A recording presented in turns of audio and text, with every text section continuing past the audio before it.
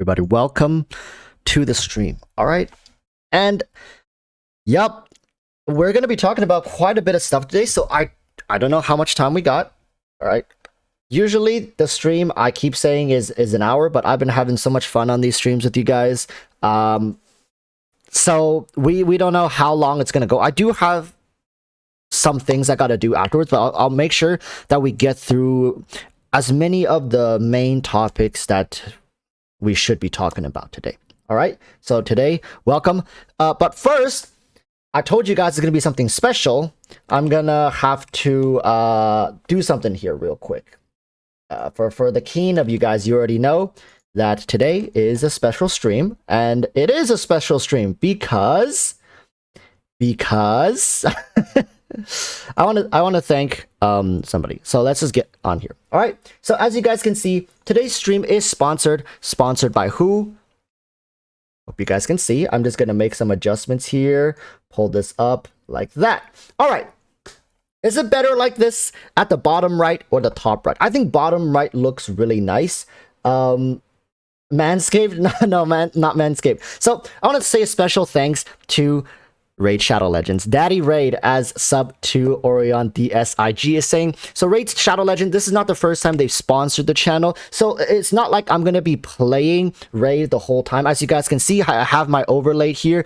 I can play Genshin, I can play Raid. All right, I can play 2 games at once. How about that? Never thought that was possible, did you? So we are going to be able to play both. We're going to be taking a couple breaks here and there. I want to demonstrate to you guys how I'm able to play both Genshin, Raid at the same time. And believe me, people, I always play or do more than one thing at a time. I think I've said this in the past many times, that when I'm playing a game, I usually am watching something or playing another game. Usually it's an idle game. So Raid, thank goodness, has certain auto features where it doesn't demand your 100% undivided attention, which I will demonstrate throughout the stream.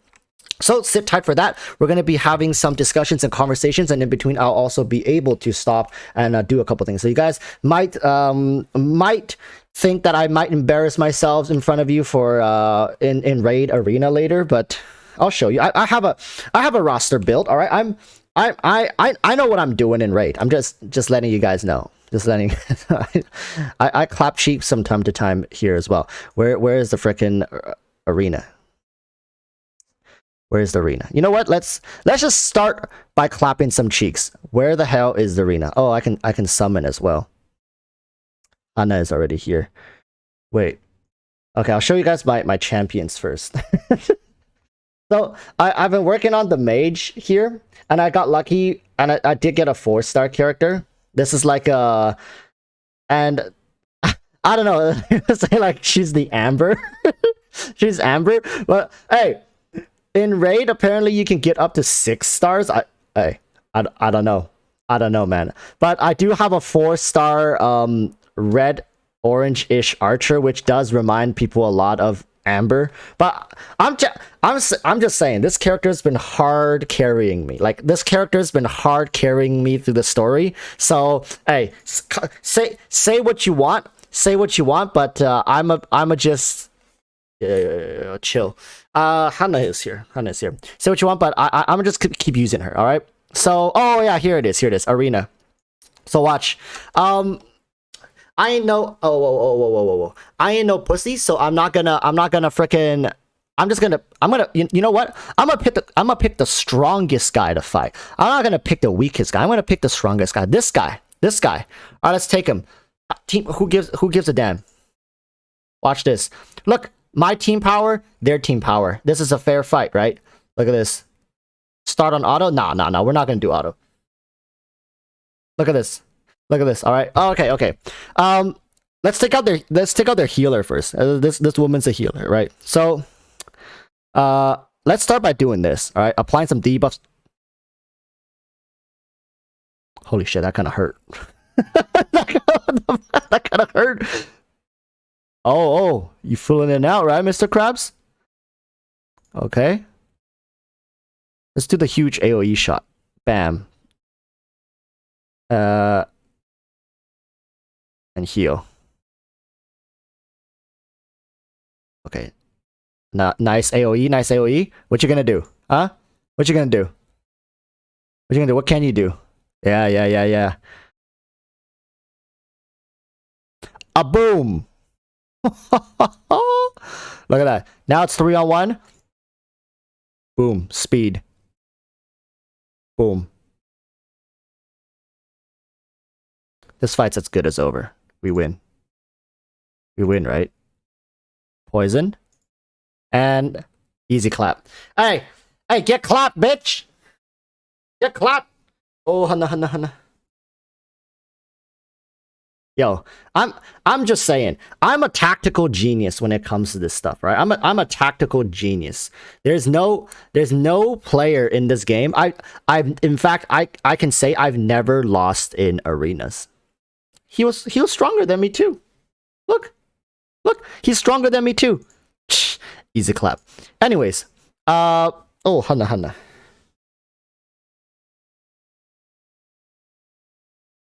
That cat looks so angry and bored. Hana, are you bored, Hana? Yeah, I'll let her straddle my arm so she has something to kind of sit on. Here you go, Hana. Okay, so we're gonna do a little bit of campaign, because campaign has been the one that kind of has kind of got me by the balls here. Like, yeah, there's like attribute affinity, so, and they have really good coverage, to be honest with you guys. So we're gonna take that. And you see, this is the thing. I want to take this person.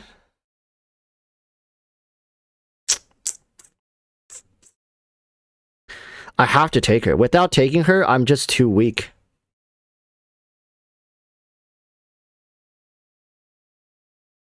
Play in blue stacks? No. Raid has their own client. Get that cat out of here. I'm getting war flashbacks.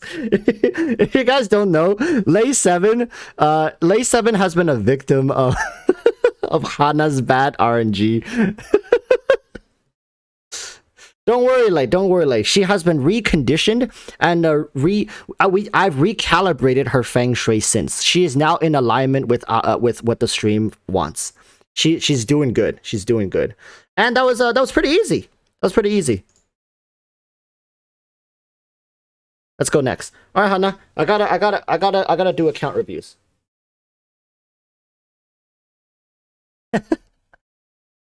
Okay. So now the good demonstration is I can start our first account review. Sanzu says, oh, low. You know, the funny thing is, I remember I did Lay 7 summons, and then right afterwards, didn't I do like Sanzu C6 summons? Okay, so here's the thing. We're gonna start with an account review, and then you guys just hold tight, because the stuff we're gonna talk today, we might get a little heated. I'm just saying, but hey, you guys aren't getting cooked under an LED light. Well, I mean, LED lights aren't that hot, but you guys stay put. All right, I'm just letting you guys know. Let's start with an account review. So let's take a look at characters real quick. Of course, Raiden Shogun. It just, you can't go wrong with Raiden Shogun, right? Like Raiden Shogun is the character that everybody at this point knows. Like just pick up Raiden Shogun, right? Get her first, ask questions later. So it's not a surprise that we see Raiden Shogun here. Kokomi is a little more rare than you would think for the most part, people. All right, because it is true, she has the lowest banner sales. So yeah, Kokomi probably is the rarest 5-star in Genshin Impact, right? Because how, I mean, probably a close. No, I think she's pretty much, I think she should be the rarest 5-star out of all of them, because with her banner sales. And yes, I am trying to factor in RNG here, but just, she wasn't a very desirable unit. Has she had her rerun though? Wait, has she had her rerun? If she had her rerun, then she might not be the rare ones. But from my experience, I rarely see Kokomi on in account reviews. I have seen a couple of them. Now, she had a rerun, so she's not as rare as she used to be, but this character was definitely one that I don't see quite often. Having Ayaka with Sango no Miya Kokomi here is really good.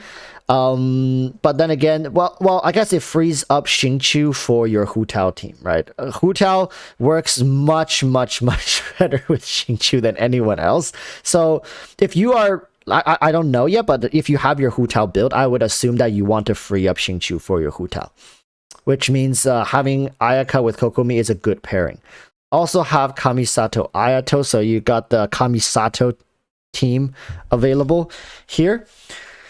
I'm curious as to see, like, because I see you have a lot of main carries, right? Like anyone from Diluc, Klee, Kaching, Tartaglia, Ganyu, Hu Tao, Ayaka, Yoimiya, Raiden, Ito, and to a degree, Eula. So I'm curious as to see who you've invested to. This is the thing. When people have this many carries, it sometimes does worry me, because I understand while you want to have different DPS options, if you have them all built, it's definitely going to hinder your account. So let's take a look. Let's take a look who you have built up. So you got level 90, level 90, level 90, level 90, level 90, 90, 90, 90, 90, 90, 90, 90. Okay. 90, 90. So pretty much all of them, right? Is there a 5-star that we saw that you built every single 5-star up to level 90, which is impressive. It is impressive. Like, people, you gotta give props. But now let's see the quality of these characters. 49 to 18. That's very good. Running him on the Mist Splitter. Are you sharing it with Ayaka? So you're running him on the Mist Splitter while Ayaka is probably just holding some random weapon, right? So does that mean you don't run them together? And when you do run them together, who gets the Mist Splitter? To be honest with you, I think Ayaka getting the Mist Splitter may be better than Ayato, but I don't have the math on that. All right. So let's take a look. You got the 4-piece Gladiator. Very, very good.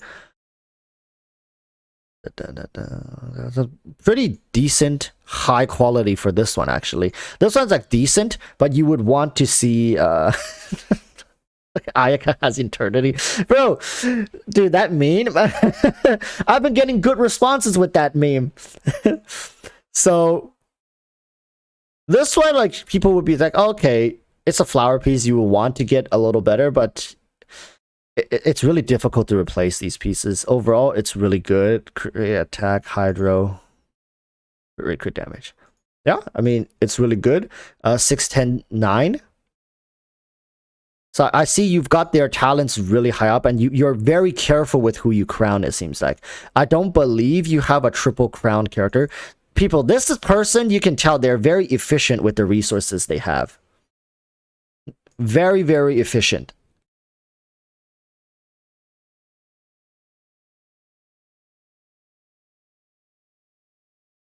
So I don't know if this is a team that you're currently running as like a team, or this is just like the 4 characters you really want me to take a look at. So I'll take a look at all of them.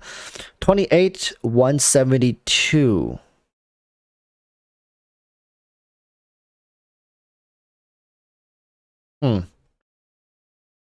That's interesting. Have you ever built Xiangling? Well, I think that weapon would be much better put on Xiangling than Zhongli, to be honest with you. Running crit damage, geo bonus. I mean, I get it because you are relying on the 12%, but the 12% plus that's only like 40%. That's pretty low. If you're trying to build him for burst damage, that's what I'm assuming, right? Like, I'm assuming you running this weapon on Zhongli, you just want his burst to hit extra hard, but a 40% crit rate, you know, a 40% crit rate on a character that you're heavily relying and building around his burst damage is questionable, no? Honestly, I'd much rather you just take this like that. You have much better consistency. Yeah, you're losing out on a bit, but like you know, it allows him to dish out more damage. And granted, it is a little tricky because you have to stack up the spear first, right? There's the thing about the wing spear. Like when you use Zhongli with the wing spear, you can't just quick swap Zhongli, smash his burst down. You gotta swap the Zhongli, attack 7 times, and then use his burst. It is a little tricky, but for the sake of your sanity, this extra 10% crit rate is gonna help you be much more consistent. Unless you're telling me it's okay, I'm willing to retry Abyss Chambers, which is also, you know, okay. So you start off your fight with a Zhongli burst, and if it doesn't crit, retry. It's a viable option. And wait, what's the energy recharge here? I guess energy recharge is 109. So with the other spear, with this spear, you're hitting 150 energy recharge. So I guess if this is a team you're running, you're gonna be trying to spam burst for Zhongli and Raiden, because Kokomi burst is, I mean, it's spammable, but do you want to spam it too excessively? You only want to use her burst really to A, extend the duration of her jellyfish, right? Or B, to heal your team. You rarely, I mean, let's see how you have her built first before we say if you use her for damage. Because you do have Raiden here, so you got Raiden at C2, Zhongli at C3. So Zhongli at C3 really tells me that you know, you have his C2, which using the burst then refreshes your shield, which is really good for utility on Zhongli. So I can understand why you want to go prioritize his burst damage. So, but you do have this leveled up. Oh no, that's from Constellation. You got 999 for Zhongli. Overall, this is a build that I don't really recommend anymore nowadays with Zhongli. I do say just maximize what he's really good at, which is shielding, right? Zhongli's shielding is really unrivaled in the game, and I do think that it'd be such a pity not to play towards its strength.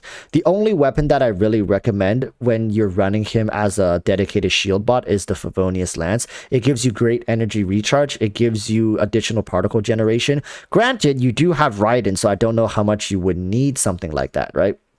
But think, for example, if you replace someone like, if you replace him with someone like Yae Miko with Kokomi and Raiden creates a great, superb electro charge team, and then on top of that, you have Zhongli's Favonius Lance to additionally help Raiden surge more particles into someone like Yae Miko to get her that 100% uptime on her burst skill, and he provides great shielding, so your team is well protected. But one could say like, oh, putting Zhongli and Kokomi on the same team is quite excessive, right? Very excessive to a degree. These two characters, like even one of them on a team is more than enough to keep you alive in Abyss. Even nowadays, my Zhongli isn't 100% prioritized on shielding even more, and nothing can get through his shield. Granted, I am playing and being very careful with my burst timings to make sure sometimes not to take that additional hit. There's no need to take a hit when you can use a burst to deal damage and avoid the hit in the first place, right? So it feels excessive. The first thing I see it's like, damn, this person really doesn't want to take any damage. But I understand. Moving on to your Kokomi though. Let's take a look at your Kokomi. So okay. Kokomi 33k. You got prototype Amber. And burst regenerates 5 every 2 seconds. All particles will generate 5 HP for 2 seconds. Huh. Oh, she's back. She's back. What's wrong? What's wrong? Is your brother bullying you? Is that why? Is your brother bullying you? Okay. Okay.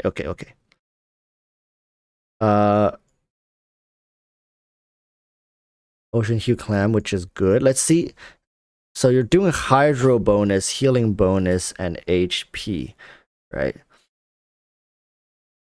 So if you're running this cup, then I am assuming that you are relying on her somewhat, which makes sense because looking at your team right now, yeah, Raiden Shogun can do well.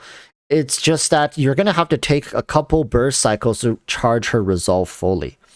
I don't think one burst cycle through all your characters is going to charge up Raiden's resolve to max.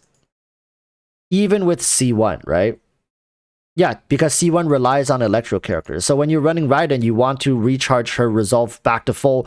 Every burst usage, you need an electro character along with her C1 for every single one of her bursts to be hitting at full resolve. So this team, there's a couple synergistic issues. Wow, C1 for Kokomi as well. There's a couple synergistic issues. But then again, I'm not saying you need to play the game perfectly. What is this? Is that 14 million Mora? Wait, excuse me? 1414547. This man is sitting on 14 million Mora. This is a definition of people when they say work until your bank account looks like a phone number. Jesus Christ. That's I don't know whose number that is, but damn, dude, you've succeeded. Super rare C1 Kokomi. Yeah. Very, very rare indeed. Let's take a look at your Raiden. Let's see how you've distributed Raiden stats. So you got, I'm assuming you have her signature weapon to be able to get her attack to 25, 13, 49, 165. Again, crit rate a little on the low side, but maybe this person is just that lucky, right? Maybe this person is getting away with lower crit rate because he just crits more often than your general player. Out of everyone who is not critting, even with the 75% crit rate character, there's gonna be somebody running a 35% crit rate and critting every time, right? There's gonna be those anomalies. Maybe this guy has just been really lucky with crit rate. It's like for a 165 damage Raiden, you would ideally want like 55-60% crit rate. That's gonna slap really hard because remember, Raiden is not about that first hit. A lot of people have this misconception with the screenshot mentality. Raiden is not about the first hit. Even if you crit on that first hit, if you're only critting half the time when she's attacking afterwards with her charge attacks, you're gonna have a bad time. 414 area code is Milwaukee, Wisconsin, in case anyone is wondering. Somebody is actually gonna dial that? Is somebody actually gonna dial that? So, okay. Oh, I think I know. Are you hungry? Are you hungry? Is that why you're here? You're hungry. Did your brother steal your food again? Okay. I'm gonna go give her some food.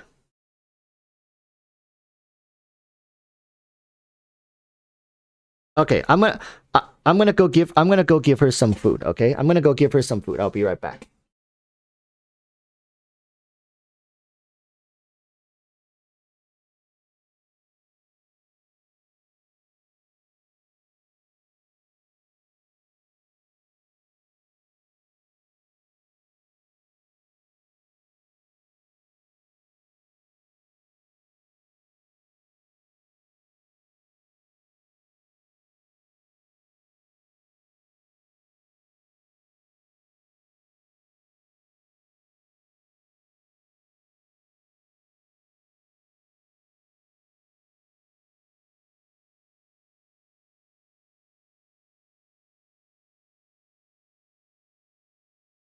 Okay, I'm back.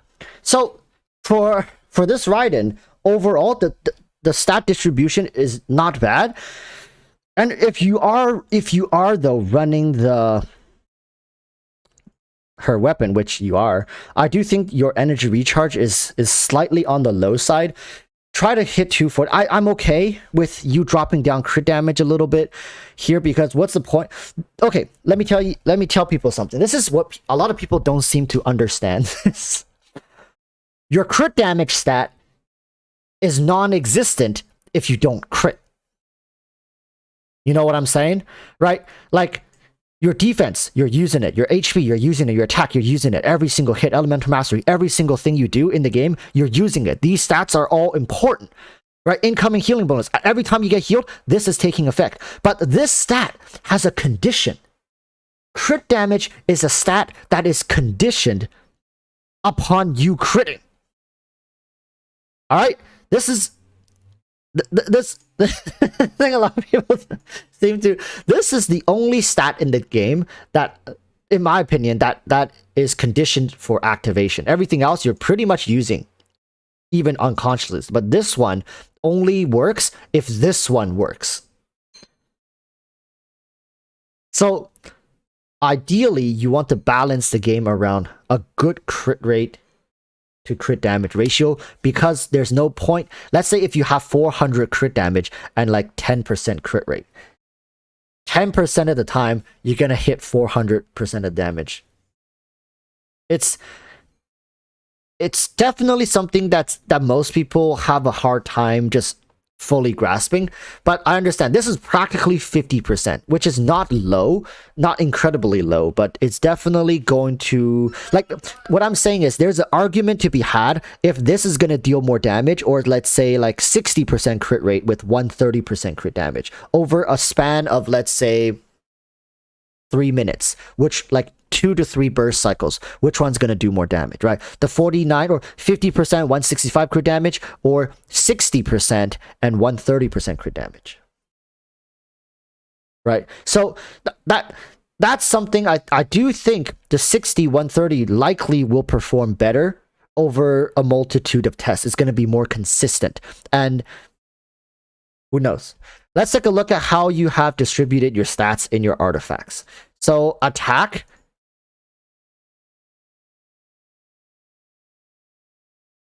Okay, one of these has to, like, this one has to become energy recharge. So this one has to become energy, and thank goodness you don't have like a god tier piece on here. So crit rate is really good over here. This one should become energy recharged. Are you running all 5 pieces? Okay, your off piece is your. This is a good piece. All right, this is a good piece. I'll give you this. This is a good piece. I don't know. I don't know how, but you're lacking a bit of energy recharge. I think with the energy recharge piece, you can get this up really, really well. Let's take a look. Do you have? I'm sure you have one. Oh, wait. You're trolling. You're trolling. This man just trolled us.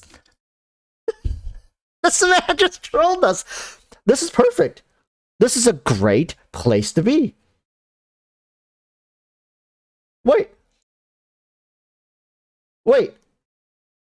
Well, that had to be a mistake, right? Like you must have had the artifact on the wrong person. That is what a Raiden Shogun ideally would look like. This is great. Almost perfect. Like almost perfect. If he just had a little more crit rate, like if you are cresting 150, if you had like 65-70% crit rate, that'd be pretty much perfect. This is a beastly Raiden Shogun. This thing is gonna clap anything that it comes into, especially being Constellation 2. And have a level 10 for her burst skill. Right?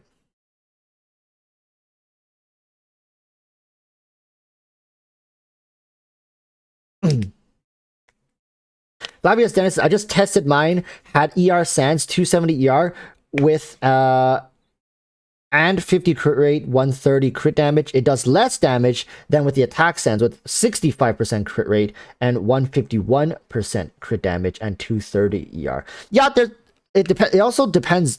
Are you using the catch or the engulfing lightning? But yeah, I think to a degree, ER, if your crit rate and crit damage is differing by 15% crit rate and like 20% crit damage, you're gonna get better results, right?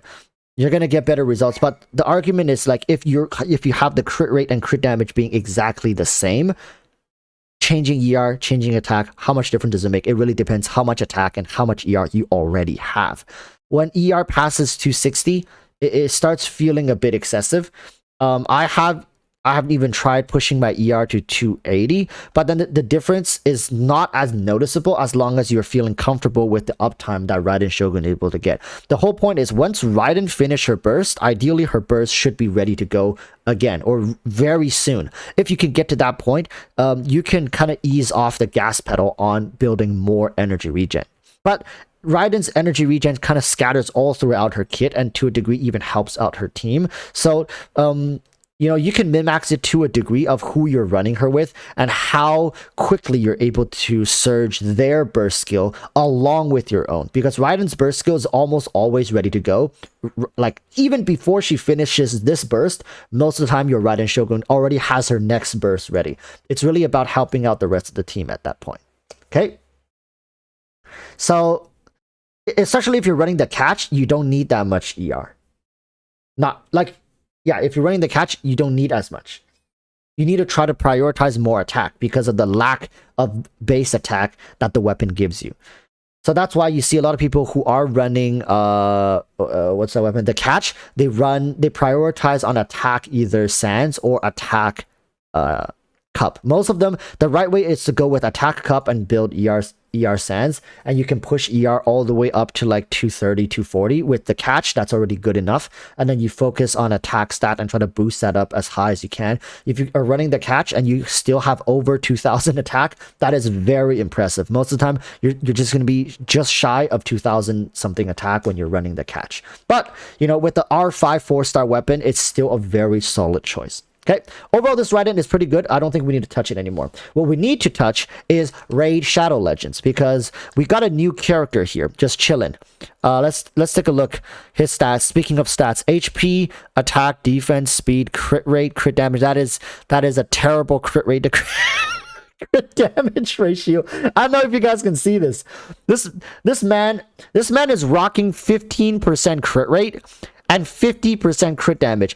Who you trying to hit, bro? Like with your 15% crit rate. Oh boy. You see, that's why I run with my my 4-star characters here. All right, let's go to the next one. Let's see what's up. Bro, they got a whole team of those dudes out there. Oh, I'm just clapping cheeks. Look at that. I'm too strong. Believe it or not, chat, I've actually played this game quite a bit. When I first got my hands on it. Oh, wait, that's not good.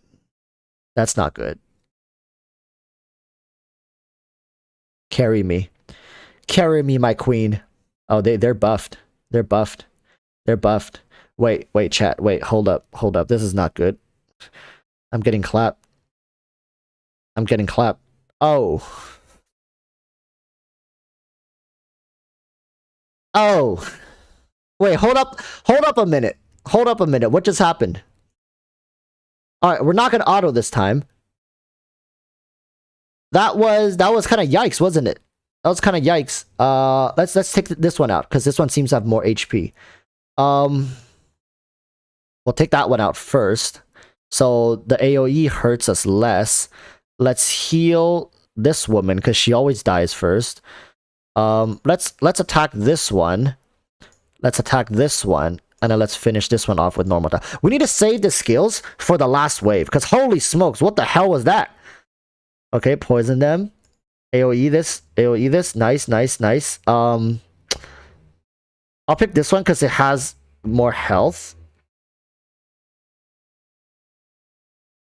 Man, sorry about the traffic noises. Let's deal with that. Okay, let's see if we can AoE. Let's get rid of that. AoE. Okay, much better, much better. Much better. Let's increase our attack. Let's clap this. Let's clap this. And then let's do this. Easy clap! Listen, chat. When I told you I'm a tactical genius. Look, I even beat the in-game AI system. I am a tactical genius. Oh my god. That was clean. Tell me that wasn't clean. That was clean as fuck. Alright, I wiped the floor with them. Tactically, I wiped the floor with them. Alright? Sanzu ain't got nothing on Walrus. Damn straight. Damn straight. Anyways, let's continue with the account review. Let's move on to Ito. Let's see what Ito has to offer. 57,209. Do you have his weapon? Are you running his weapon? Serpent Spine. No, you're not running his weapon. It's like, if you're running his weapon, the crit damage seems a bit low, but you're definitely running a crit damage headpiece. Right, okay, let's take a look at the substats. Sanzi says, was that a challenge? Wait, a challenge for what? What did I say? What did I say? Nice. Wait, that's nice. Actually, I'm a little curious. How much ER are you running? 118. 118. If you're building Ito, do you have Goro built? Let's take a look. Does this person have Goro built?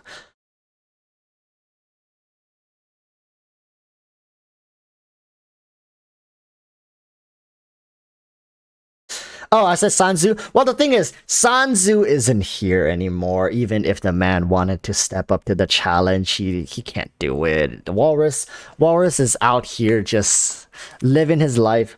You know, I got to lead my people to glory. I have to put in the challenge. It is what it is. It is. My results speak for themselves. Look at this. Easy clap. Watch later. I know you guys are super excited, but later we're gonna clap this team just like we did the last. All right, you guys wait. You guys wait. It's gonna be easy clap. Let's see. One more thing. They are higher level than me. Hey, you guys saw I'm like level 30. These guys were pushing level 40. That's bully. Why you bully? So the Ito, I do think I don't know. Ito 57, so that's almost 60% crit rate. For my Ito, I do feel like it. I just feel like Ito. He's good. He's good if you can cycle through his burst properly.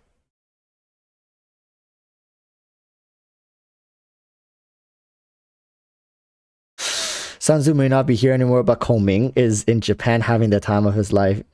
Your boy Kongming.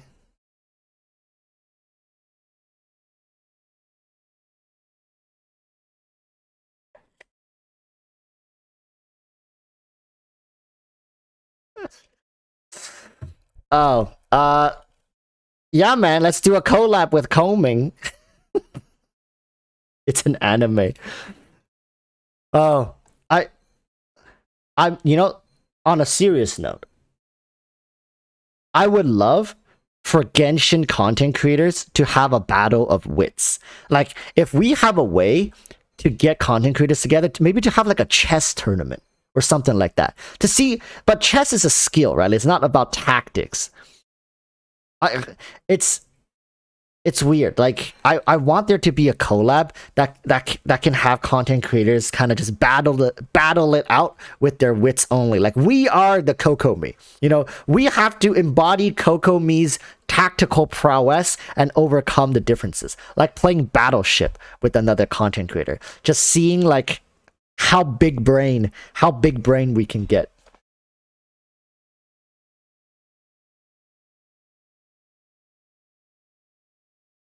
But just one of those fleeting dreams of mine, I guess. Gene is not built. I didn't check his Goro's constellations. C3. I see. I see.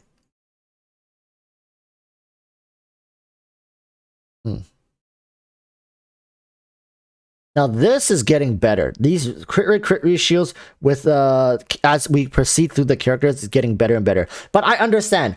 Eula is one of those characters like if you don't crit, you're feeling really bad. Eula is like you don't crit, you feel really bad with Eula. Attack, physical opponents, crit rate. Oh, that's a good piece. That's a good piece. Oh, there it is. 33%.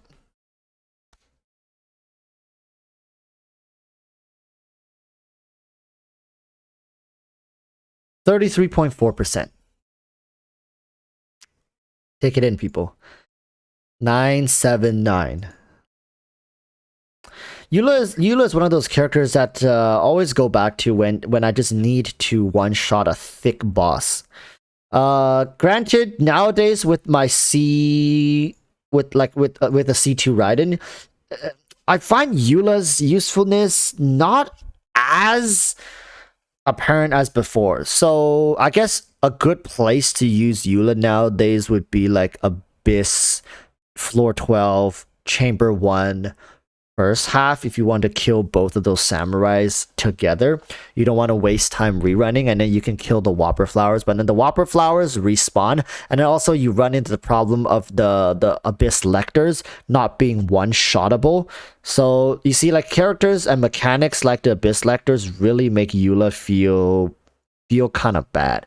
Her physical damage is pretty much useless against them. On top of that, her cryo application is limited at best, and her burst takes so long to charge up and use, and at the same time the lectors are just going to town on you, right? So they have a lot of knockbacks, knockdowns, and forces you to dodge. So without a shield, and I guess with the pyro lector, even with the shield, you're kind of getting clapped anyways. So Eula as a character is just, she hasn't really found a good footholding in a lot of what current Abyss has to offer or challenge her on. So that's definitely something that I feel Eula players they're struggling. All right, let's put it that way. Eula players are slightly struggling, but with a well-built, like I'm sure Mr. Lay 7 is gonna be like, Your Honor, objection, hearsay, Walrus. That's hearsay. My name is Lay 7. I just want to say my Eula has been clapping cheeks all over the Abyss. All right, easy clap. Which I would agree. Lay 7 is probably the only Eula player I know that's still clapping cheeks in the Abyss. Don't worry, Lay. You can delete your comment. I know Lay was probably typing out an entire essay being like, hearsay, objection. I understand. If you know how to play Eula and play around the weaknesses, she's still very good, but no, most people probably haven't been using her. C6 Eula is busted. It is. She is. Ganyu. This is a timeless character. Jesus Christ. Ganyu counters... Look, listen, chat. Ganyu, to a degree, can even fight the Pyro Lector. Granted, she's not that good, but because of her application and the consistency of her application, she's pretty damn good against the Electro one. She's pretty damn good against the what you call it, the Hydro one, right? Like this character, man. How should I put it? She's proven herself time and time again to just be a solid and consistent unit that's easy to build because of her second talent, right? And you don't even need to build Blizzard Strayer on her, really. You can prioritize for damage. Yeah, Cryo generally hard counters. The Cryo units counters the Hydra one so freaking bad, it's not even fair. It makes me think like Hoyoverse, I don't know. I think cryo units are pretty busted in this game. Cryo units are pretty busted. They're a lot of fun to play as well, and they're so cheap to build. Like Ayaka is also one of those like characters where you gotta just slap random artifacts on her and call it a day. You just need to stack as much crit damage as humanly possible. Like look at that. Look at that. What?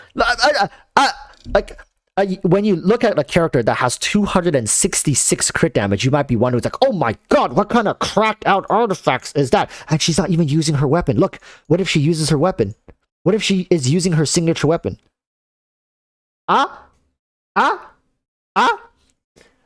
Dude, I'm just saying, cryo characters aren't fair. They have such a good artifact that allows them to build for so much damage scaling without losing out on much. You don't really have to spend tens of thousands of resin for most of these characters. Like, look, that's... Oh my god. Like, yeah, you don't even need crit rate. Like, who gives a damn about crit rate? I got enough crit rate to feed a family of 7. Look at that. It's just crit damage. You focus heavily on crit damage. Oh. You hate to see it. Just go hard on crit damage. Oh my god. I think this might be the best character this guy has. Look at that. He doesn't give a damn about crit rate. Who cares? Yeah, with 20% crit rate, that's 60%. This person has 60% crit rate. Granted, when you have 270 crit damage, you really want to push this thing as high as humanly possible. But you can tell, this person probably spent like 4,000 or 5,000 resin on this set. Less than that, maybe, if they got lucky, right? Look at this. Can you tell me, listen, chat, when's the last time you've only dumped 4,000 or 5,000 resin for a completed artifact set that has the stats looking like 60 to 74? Like, when? 61 to 74. When is the time you've had a character with that cracked up the stat when you've only dumped 4,000 or 5,000 resin? I know I've never done that. All right, so this is highlights. Oh, wait, no, it's 75. It's 75. This person has 76, 40. This person has 76% crit rate with cryo resonance. Forgot about that, didn't we? This person has 76% crit rate, sitting at 21. That's crazy. That's crazy. How is that fair? Do you like the stats this gives? And of course, you're always playing Ayaka in a freeze game. Always. You shouldn't really play her outside of it. There are some off-meta builds that you can do with Ayaka, but the stats is too much. It's too good. So this is a solid character this person has built up as well. Let's take a look. Ganyu was 39.9, so that is 39. That's basically 40. 40, 60, 75. This Ganyu is sitting at 75 as well. 75 to 48. Really, really good artifacts here overall.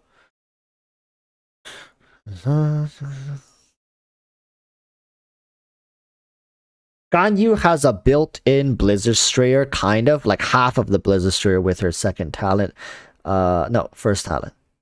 So subsequent Frost Flake arrows, the crit rate is increased by 20%. So Ganyu has half of the 4-piece effect with her charge shots.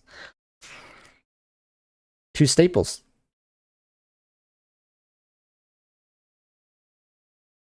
Way too low crit rate for both, especially Ganyu. Wait, what you mean, man? What you mean? That's 75% crit rate. This thing goes up to... That's 40%, right? Like 39.9. This is like gas price nowadays. Put a 2 in front of this, and that's the gas price we got over here. But remember, Talent 1 brings this up to 60%. And then Cryo Resonance brings that up to 75%. Like, how is that low? I don't think that's low. 75% is not low by any standard. Ayaka here with Blizzard Strayer, that shoots up to 61%. Cryo Resonance, that's 76%. That's the whole point we're trying to make here, is that you can get away with this. How is that okay? Like, you can get away with this?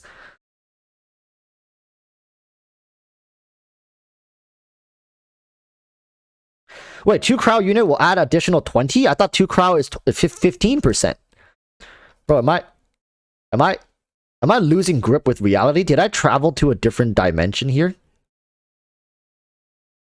15. Increase crit rate against opponents that are frozen or affected by cryo by 15%. So 15. Yeah. Dude, I thought that man dropped 20%. I thought I was losing my shit. 4-piece Blizzard Strayer will auto increase by 40% if you're attacking frozen enemies, by the way. So, look here. Is Raid covering it? No. Oh my god, my placement is impeccable for Raid. So, when character attacks opponent affected by cryo, their crit rate is increased by 20%. If the opponent is frozen, crit rate is increased by an additional 20%. That's 40%. 40%. What's a crit rate headpiece? Like, well, how much does a crit rate headpiece even give you? 31%. You essentially get a free plus 20 plus 30 crit rate headpiece with that artifact set. You get a free plus 30 crit rate headpiece worth of stats. Crazy.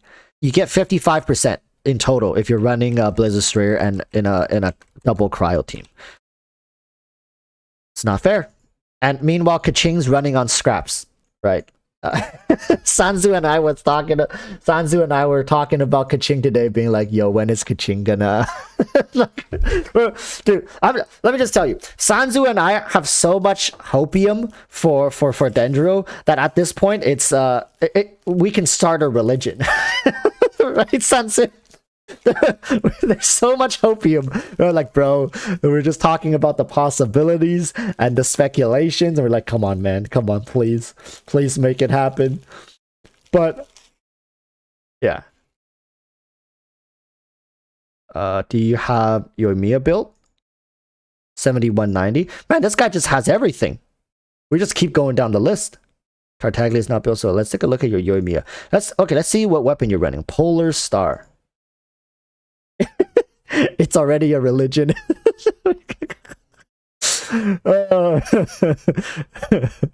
Elemental skill increased by 12%.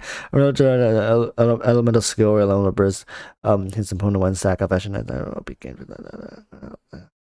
Oh, I actually, this is like when I saw this, I've been thinking like, do you run Polar Star?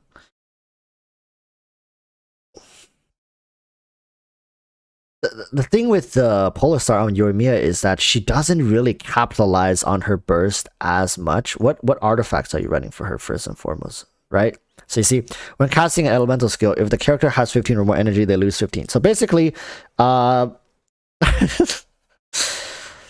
Yoimiya is a character that's more complicated in design than necessary, in my opinion.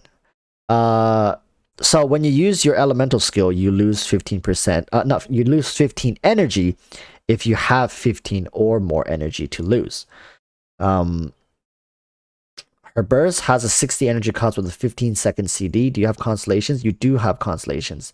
So the aura created by using Sakura lasts for an extra 4 seconds. Additionally, when an opponent affected by Aura Blaze is defeated within its duration, Yoimiya's attack is increased by 20% for 20 seconds. That's a great constellation to have. Ryukin Saxifrage, that is her burst skill.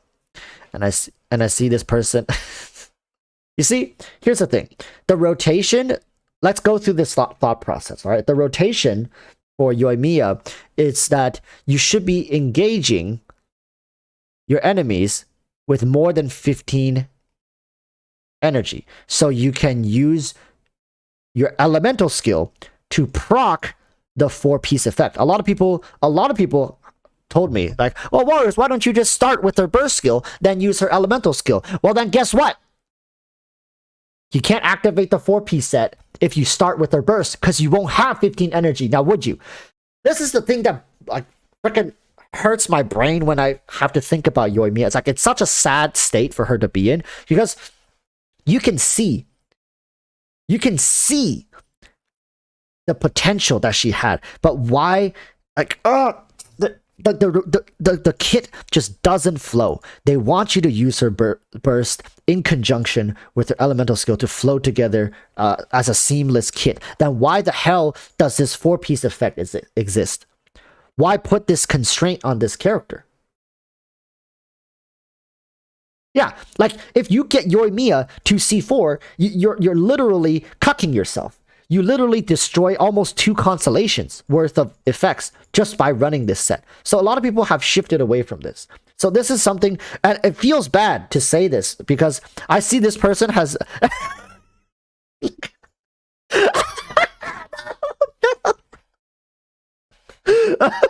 You see, this is something that everybody eventually needs to understand is Yoimiya a lot of the times, like, you running her with a shielder anyways. Running her on the Bull Light set feels really good. I'm gonna tell you guys right now, running her on the Bull Light set feels really good and comfortable, very easy to use and pilot. And especially if you're running her with Zhongli, it's just, oh, it feels really good. Oh my god, this is just so sad, you see. Yeah, when you press Yoimiya, you never press Q. Nobody, especially when you run this set. If you don't run this set, you're free. You're free to do whatever the hell you want. Because if you press Q, you're kind of cucking yourself really hard. Unless you have like a off-field battery, like maybe Zhongli with a Favonius Lance. Zhongli with a Favonius Lance. Anybody?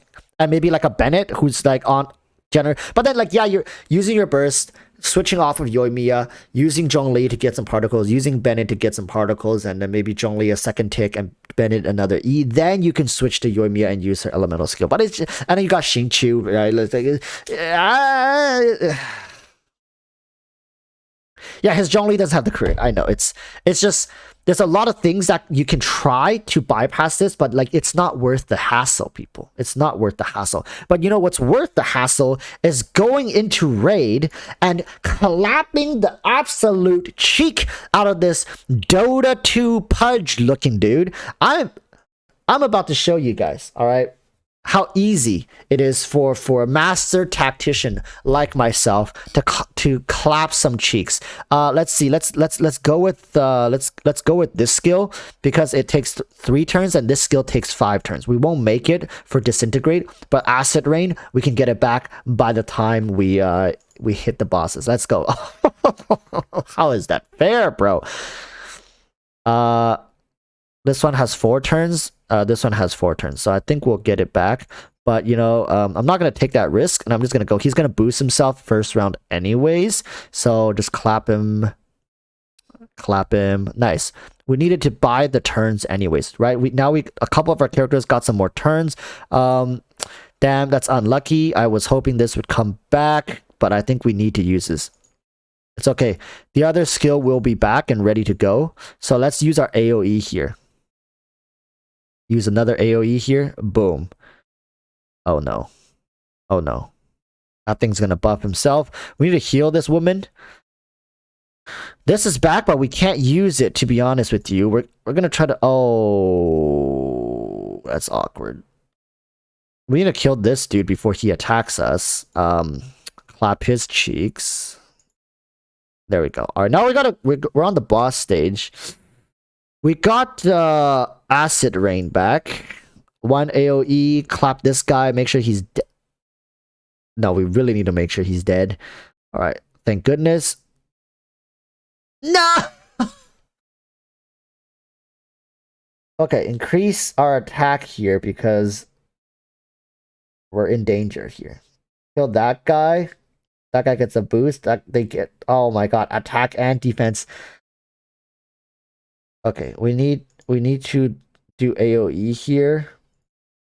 And will this guy die? That's my question. Okay, that guy died. Okay, we did it. We did it. We lost one, but we still did it. 1 star. Hey, listen. Listen, chat. Listen, chat. It's time to go summon. Alright, we have to go summon. We got some ancient shards. If we can summon 120 times, we're guaranteed a Wrath Machab.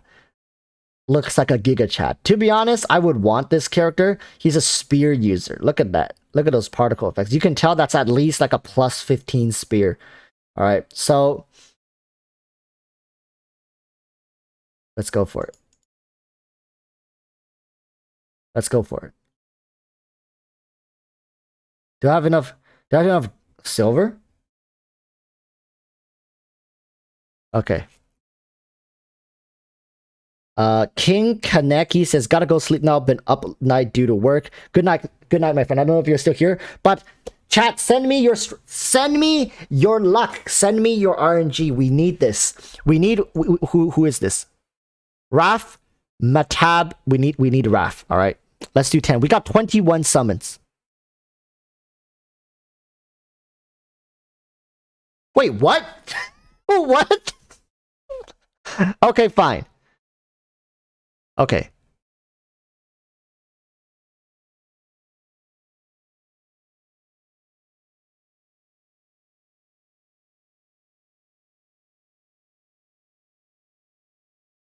Purple! Oh!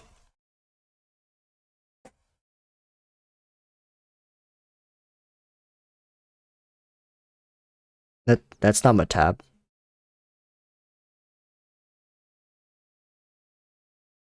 Wait.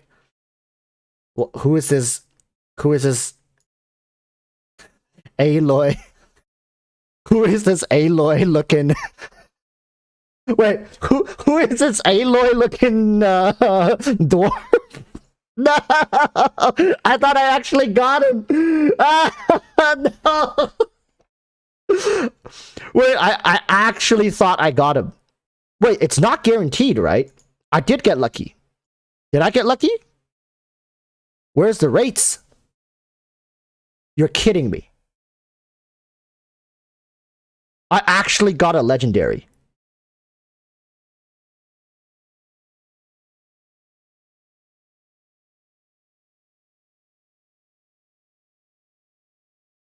Wait, I actually got one?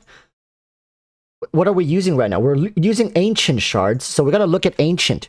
Ancient? You're kidding me! Ah! Wait, you're telling me if I summoned in Genshin just now, I would have gotten a 5-star. Is that what this game is saying? If I summoned in Genshin just now, I would have gotten a 5-star as well.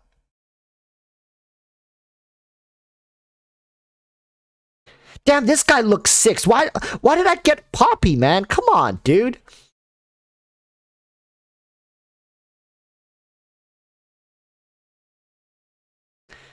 Now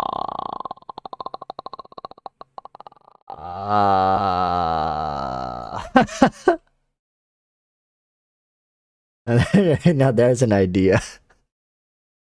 All right, we'll build this character later. Let's finish the account review.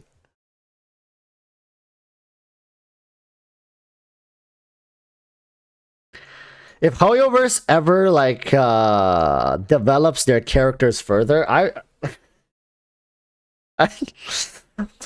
do think before we get any like 6-star characters in Genshin. I don't know if we'll ever get 6 stars in Genshin, but I think they're gonna give us that last star here, like Ascended. Or maybe instead of giving us one more star for level 100, they might just turn all these stars into a different color. So if you go to a character and they have like all gold primo, like they just light up, or they're like rainbow colored primos or whatever. But Hoyoverse likes to keep their UI really clean and minimalistic to a degree, right? So maybe it'll just be a different color.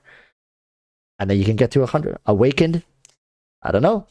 But we saw this person's Yoimiya just now. Let's take a look at their Hu Tao. 39, that's too low. I can tell you, because I play Hu Tao a lot. 40% on Hu Tao with 234 crit damage is too low. It's not consistent. Like, you might crit, because, okay, here's the thing with Hu Tao, right? When you use her elemental... Oh! So you is a Hu Tao main. With C1. Smart. Here's the thing. With her elemental skill... at the top of my head, I can't remember. Can you do 8 or 10 charge attacks? Right? You can do 8 to 10 charge attacks with Hu Tao in her elemental skill. And think about that. With that, you want to crit every single time.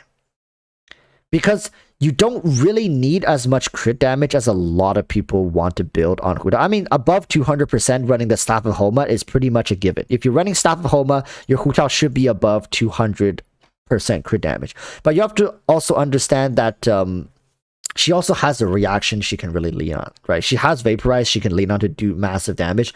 The thing is, you want to crit. Ideally, out of 8 of those hits, you want to crit at least 5 times. 8 to 9, 8 to 10 of those charge attacks, you want to crit 6-7 times. That's how you're going to really amp up that damage and output, right? And her burst skill as well, you want this skill to crit as well. There's a lot of things about Hu Tao that if you run her consistently, you'll realize that when she crits, she hits like an absolute truck. If she doesn't crit, she's okay. You know, like she hits 25k if she doesn't crit with Vaporize. But you really want to see that, you know, 60 to 80, sometimes even 100k crit. Sometimes dropping this down a little bit in exchange for a better crit. I think you're running a crit rate headpiece for sure. But you're probably lacking a lot of substats for crit rate. Yeah.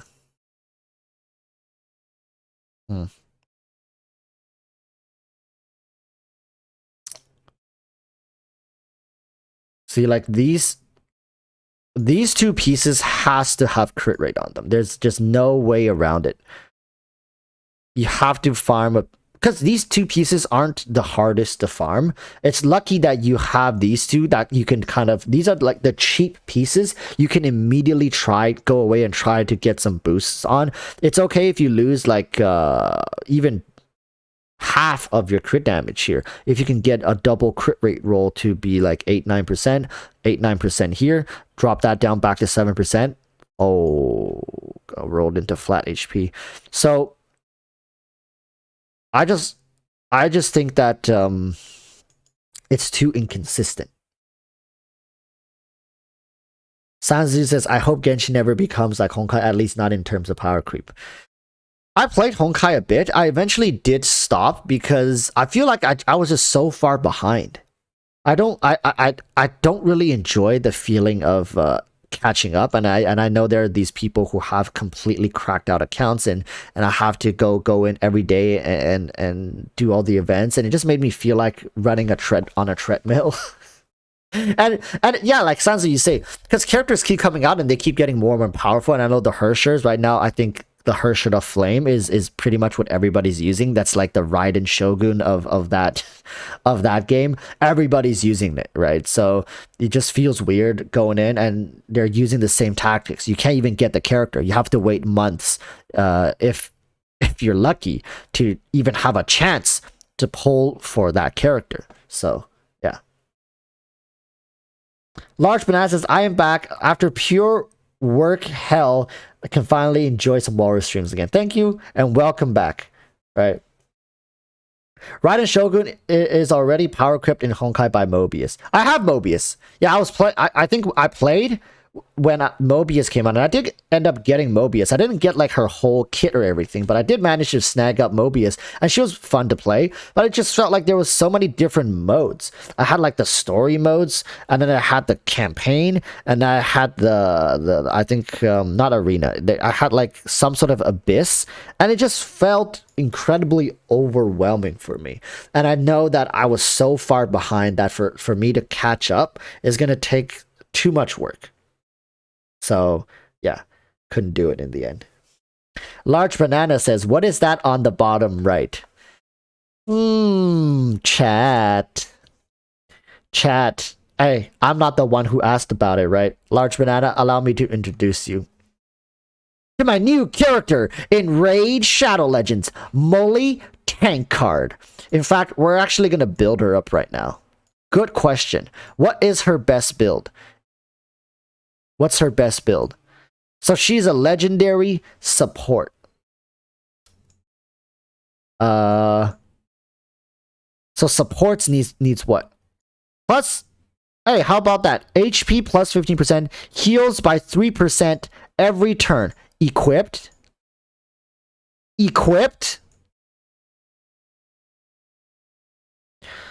Attack plus 15%, plus 15% HP self-shield for 3 turns. Equipped? Equipped. Now we need a helmet and chest piece. Heals by 30% of damage dealt. Nope. Nope. What is this? Crit rate, speed, defense, HP. Let's give her HP. Man, but my HP pieces look kind of ass for this set though. But I guess I have this one. Yeah, let's do this.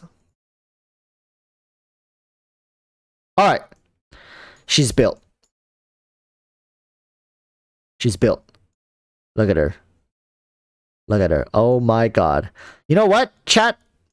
Because I'm feeling lucky, we're gonna do another 10 pull. We actually used our ancient shard and we landed a 0.5% legendary chance. That is insane. Can we do it again? Increase by another 10 slots? Let's do it. Another legendary. Can we do another legendary? 1, 2, 3.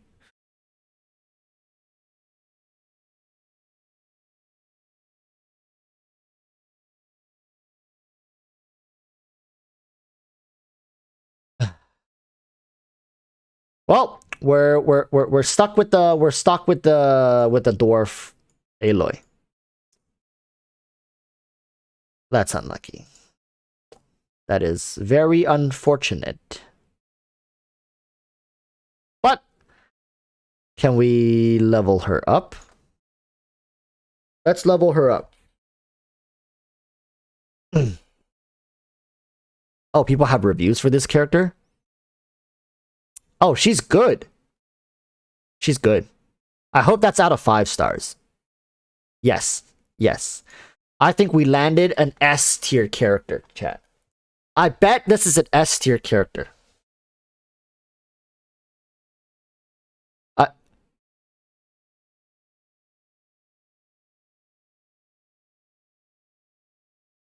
Take her to the tavern.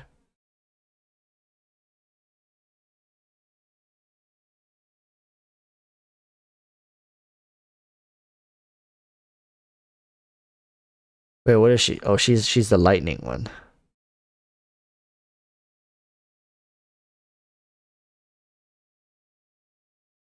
The hell am I doing?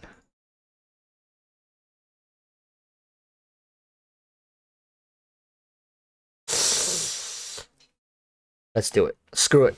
All right. She's cracked out of her mind now. Let's go.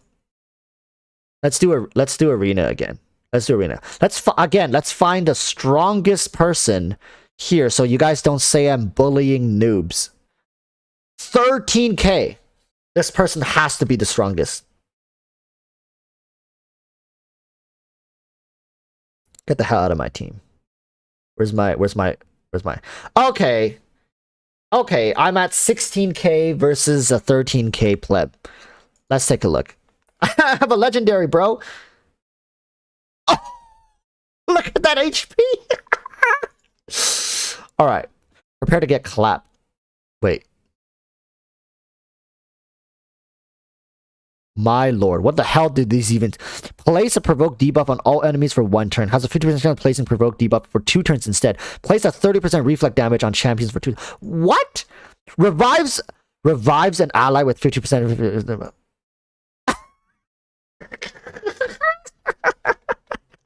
Oh! Yo, that ain't even fair anymore. Wait. Yo. Kinda busted.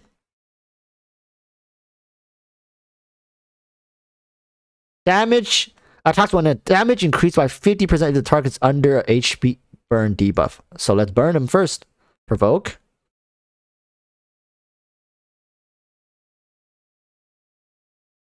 Oh, it's too easy. It's too easy. It's too easy.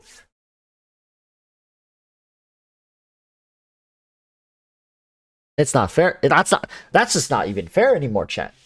That's just not even fair. And that was the strongest dude. Just like that. I mean, at this point, I think I can Hey, let's look, chat. We can't fight Sansu, but we can fight Rapitsu, his distant relative cousin. Look. Look. You guys see that?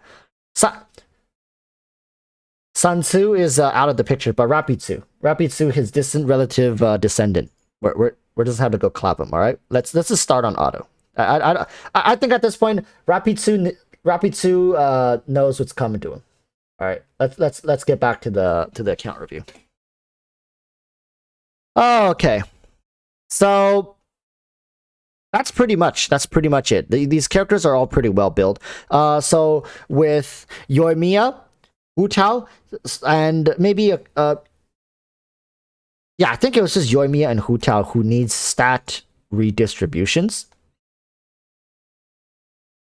Everyone else was pretty solid. So at the end, I usually like to give some sort of suggestion, right? A very light suggestion. I think a character that you can definitely benefit from is Kazuha, and to a degree, Shinhe.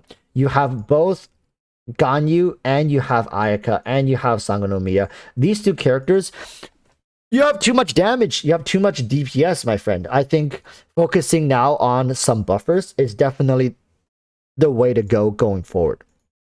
These two characters are coming back. Kazuha is probably coming back in a couple of patches, 1 or 2. And then there's Shinhe, who you know, just... I don't want to pressure you in getting her, because I think she's definitely one of those characters that feels like an added bonus, unlike Kazuha, who's like a universal kind of buffer, and not buffer, but like shredder. But the effect of his shred is more damage. Shinhe is a through and through buffer. I think Kazuha is a no-brainer for this account in particular, for the most part. I think picking him up, slapping the free-to-play weapon on him, your Raiden's gonna get better, your Ayaka's gonna get better, your Ganyu can get even better. Any elemental damage person can get better, except Geo, because it doesn't work. But everyone can just benefit greatly from having a Kazuha. And I think you know that as well. Right, I don't think you're sitting there being like, oh my god, I don't think Kazuha. I think you know that as well. But I think someone else you can potentially look into is Shinhe after you get Kazuha. Yeah, Miko, I don't know how you managed to do it, but you might, judging from your account, you're somebody that seems very cautious, right? You don't want to pick up character. You probably watch the live streams, and then you watch people's review of the characters, and when you probably saw Miko was kind of yikes, you maybe kind of just dodged out of the way. So that's fine as well. I don't think there needs to be any priority on Venti or Albedo, but if you had to choose right now, Venti or Kazuha is a safer bet. Venti is if you really believe that there's a role in the game for him, but once you have Kazuha, I think you can really sit out on Venti for the majority of content that has been available. Albedo is not necessary, and no new characters in the future really seems to show that much promise. So yeah, it's safe to go for Kazuha. Okay, so that's the account review. Now, we're going to talk about some stuff, because I know there's a lot of people who had a lot of things to say about the past couple of videos, and understand people. Lightning MCK says, hi, I'm late, and maybe a bit drunk. What did I miss? Well, I'll tell you what you are not going to miss, and that is... No, just kidding, guys, just kidding. I think a lot of people were like, oh no, people stop giving him segues. Don't worry. We're gonna talk a little bit about what's going on with the community. So how it all even started for me to start talking about it was when I saw the post on Twitter. It was a little repulsive to see some of the comments that people were making with regards to the situation going on in China. Right? It's kind of disheartening to see that a lot of people were just so quick to judge. But you know, I don't want to give Hoyoverse the leeway as well.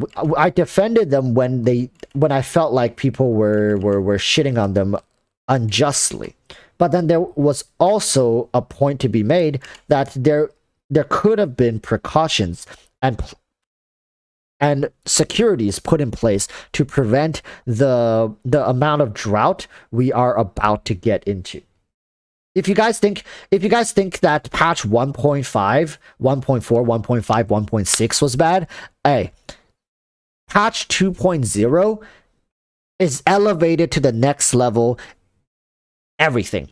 The region was more expansive. There was more, to be honest, I think there was more characters, more quality of life changes. Everything just got bigger, better. The sub-regions like Economia was excellently done compared to something even like, what's that one called? You see, it's so memorable that I already forgot what's called. Dragonspine. I think Economia topped Dragonspine. So everything was bigger and better because they had more experience. And you know what else is also bigger and better? The drought. I think the 2.0 drought is going to make the 1.0 drought look like we were living in paradise. Because what's going on right now in conjunction with the whole pandemic is putting us into a situation where people are really out of things to do. I mean, for someone, for example, using this account as an example, their characters are fairly well built. How much more can you really push this account? You could in certain categories of substat distributions for artifacts, but that could take months. And you might be saying like, well, Walrus, is that not perfect? Is it not perfect that you're going to take months of grinding to be able to take these characters to the next level? But then at the same time, you have to ask the question, which is the topic of my yesterday's video, is why? Like, really, why? I'm not trying to be sarcastic or anything. What's the point of continuously pushing the boundaries unless you are an Abyss enthusiast who somehow wants to get the fastest 36-star run you can get, and that brings you a lot of joy, or you find that entertaining to a degree? Because I think it's fair to say right now that when people say they are feeling burnt out or they feel like there's nothing to do, they are more than justified in saying so. With what Genshin has to offer, there's plenty to do if you are a more casual player, right? If you're a casual player, you enjoy the teapot, you enjoy the exploration, you can sit in towns, talk to characters, read artifacts, and explore the lore. If you want to use the interactive map, kind of be a completionist, finish 100% of the map, there's quite a bit of things for you to do. But like Mr. Flowcat is saying, if your only reason for playing Genshin is building units and combat, maybe you should look for something else to fill your time, because Genshin has very limited content in that space. Very limited content. Combat in Genshin feels like it takes up maybe 20 to 30% when you feel like it should take up 60 to 70%. For a game that's designed around a complex reaction system that is going to continuously evolve to the next level with the addition of Dendro and Sumeru, and potentially in the future even something else like weapon types, when you pull for characters, a lot of their talents as well, like down here, kind of feeds into the idea to assist you in being more efficient. And what I mean by efficient is being more powerful, right? You can get talents, you can create talents and get some materials back, which saves you resin, so you can level up talents faster in the long run.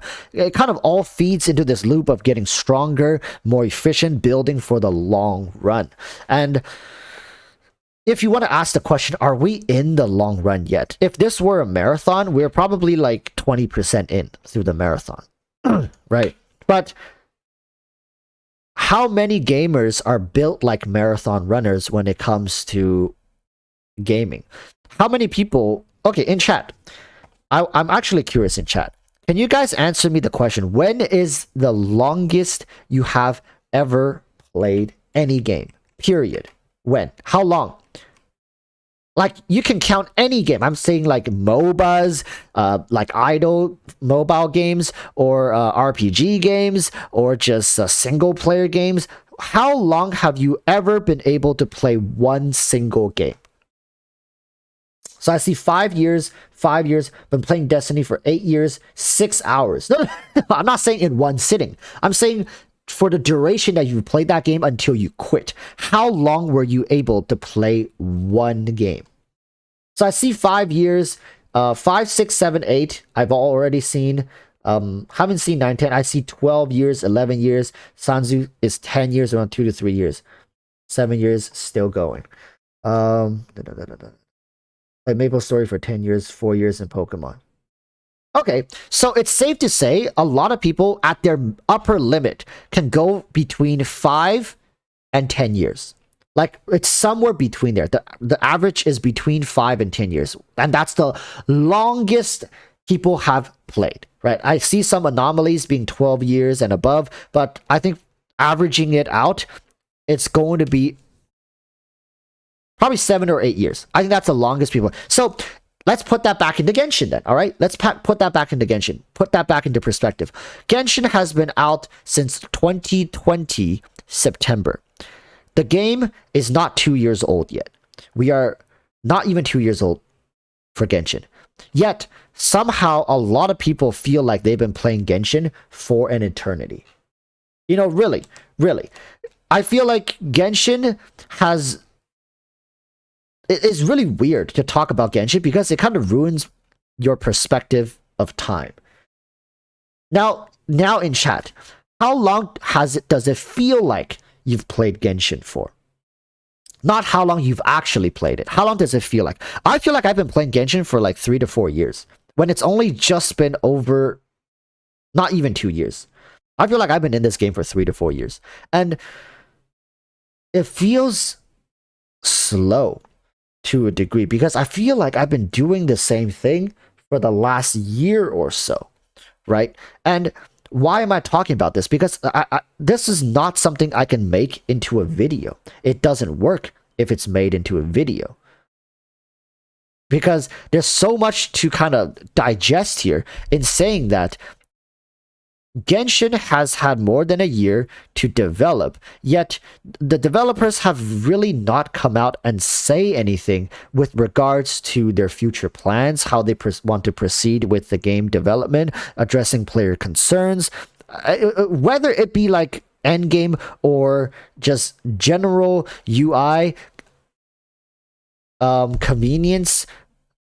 We've been asking for artifact preset for the longest time, and there's been no even attention given to any of these systems, right? And I'm not just here saying that HoYoverse is a bad company for not listening to their player base. I think HoYoverse is a great company who has just gotten complacent and their attention has been diverted to other projects, too much so.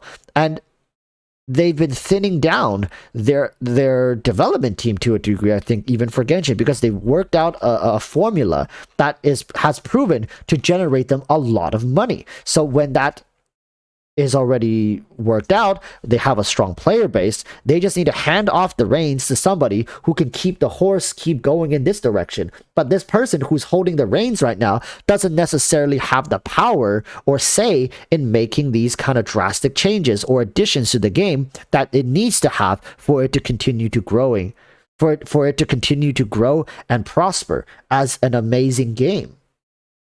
Do you guys understand what I mean? It's like somebody already set up the stalls, got the customers, worked out everything with the what do you call those people? The people who deliver the goods. The word just slipped through my mind. Suppliers, right? They worked with the suppliers, so there's supplies coming in, there's customers flowing in. You just need a guy to sit here and count the money, so that's where Genshin is at. They got a guy most likely overseeing how Genshin operates, and he just needs to make sure the input, make sure the output, collect the money, and that's it. I think there's a lot of attention given to Dendro. I think there's a lot of attention given to Sumeru. And I think it's all good that they're putting a lot of focus on the upcoming region. But we have to ask. We are, like, a lot of you guys, even the hardcore ones, right? You are 1/4 of the way through your journey for Genshin, right? Because a lot of people, we got the average roughly 8 years, and we're almost up to 2 years. You're 1/4 of the way through the essentially the longevity of your game cycle here. Do you think 1/4 way through the game should feel more developed, or does this feel acceptable for it to be in its current state? Because if you want me to rant, I could rant about a lot of things that I want in the game, but I don't talk about that because I know the majority of the community doesn't want that. And it's not about what I want. I'm talking about what the community, or at least a good portion of the community, has been asking for. It's not even endgame task. More repetitive task is good as well. And I don't mean repetitive like the commission. Maybe something more combat focused that can be rewarding if done so repetitively over a span of time, that can really make us continue pushing our characters. Maybe a mode that scales indefinitely with the amount of power that our character has and puts more strain on character optimization when you play them, as opposed to just unga boonga, look at my right and press Q and everything die.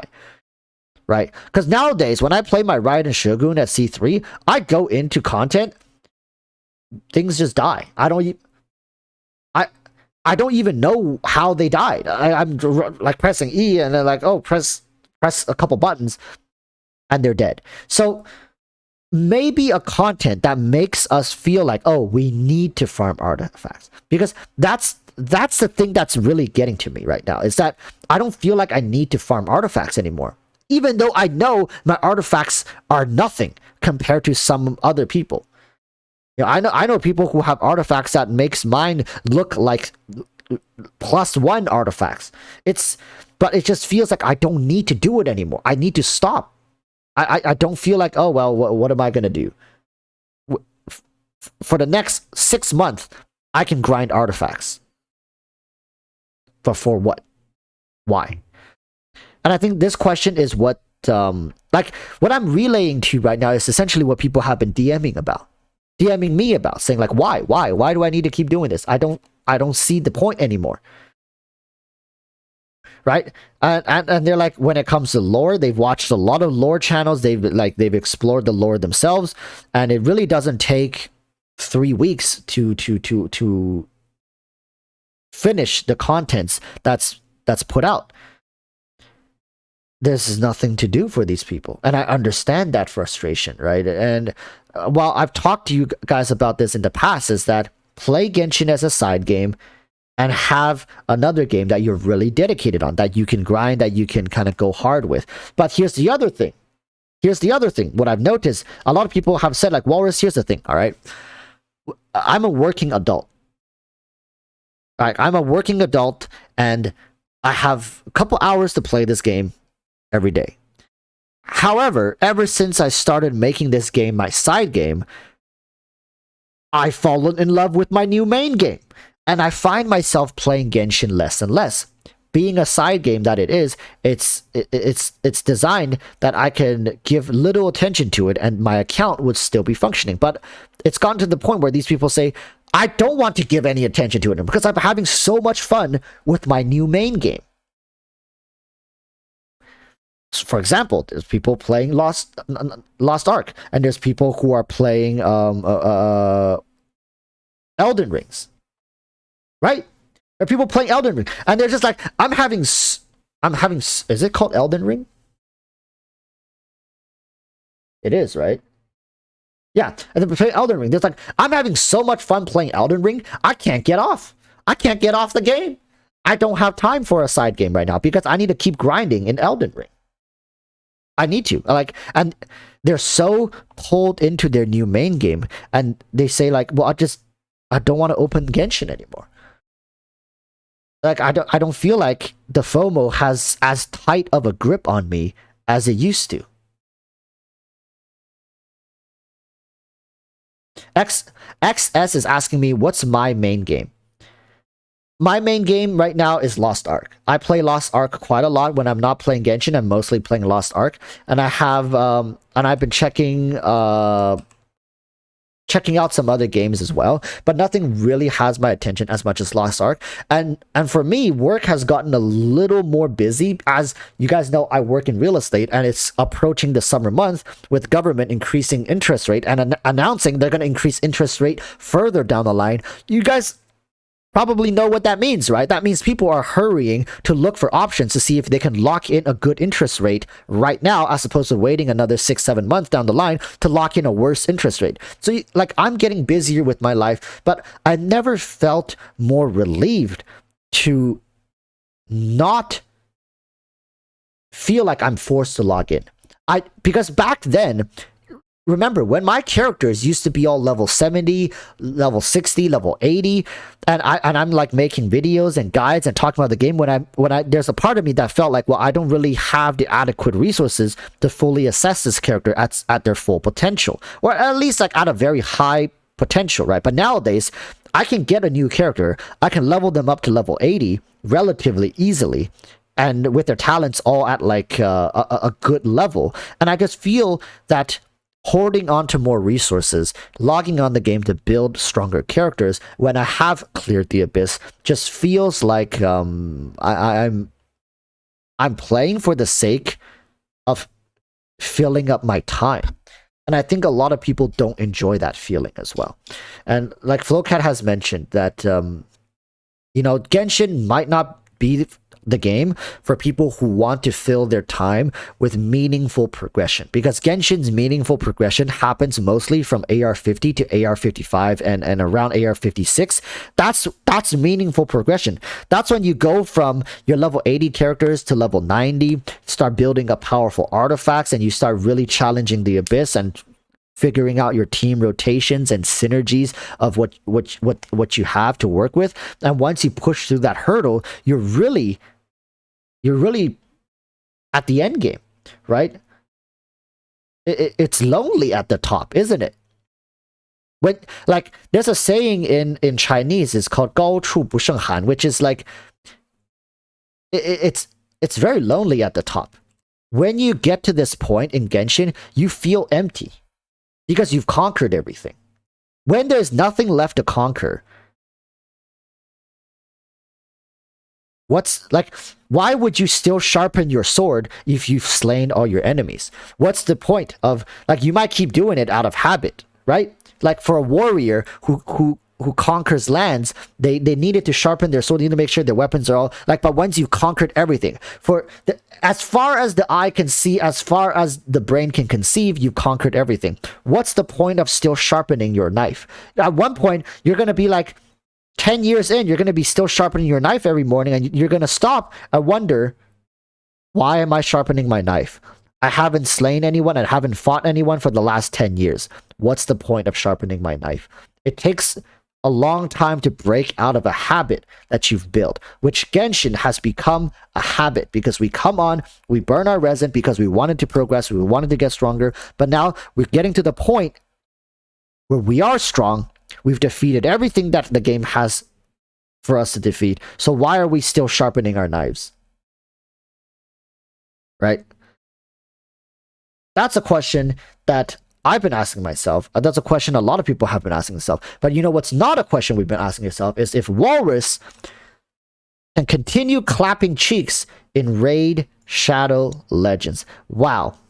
We just took down Rapitsu. That was easy clap, wasn't it? That was easy clap. So, we're gonna let these guys off the hook a bit here. All right, we're not gonna continue bullying them. I want to go back to the campaign, because the campaign has really been giving me a hard time. So, yes, high level monsters.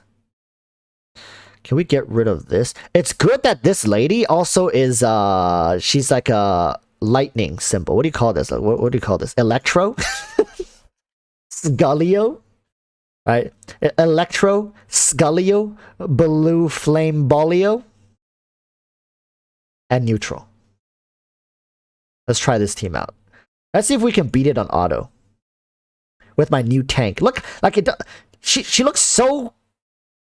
Oh! She provokes everybody to it. Oh, she's wait. Why didn't this guy get provoked? She pulls all the aggro to her. That's neat. But she has to use that skill to pull the aggro. But she doesn't heal. She's a tank. Kind of awkward. She heals herself. Girl. Pull aggro. Pull aggro. Provoke. Nice. Oh, that's easy clap. Wait, that's much easier. What do you mean? Wait, holy sh... Dude, this honestly feels like... This honestly feels like when you get a 5-star in Genshin and you're still only AR 10. And you're like you're destroying everything. Wait, that was not fair. That was straight up bullying. Oh boy. I have an elemental advantage in this one. So these guys be getting clapped real hard. Provoke. Yes. Go attack her. 2. Yes. My goodness, this character is solid. 0. Hey chat, 0.5%. Just letting you guys know, 0.5%.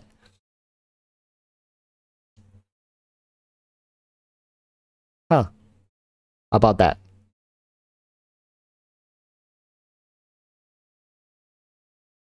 Oh my goodness.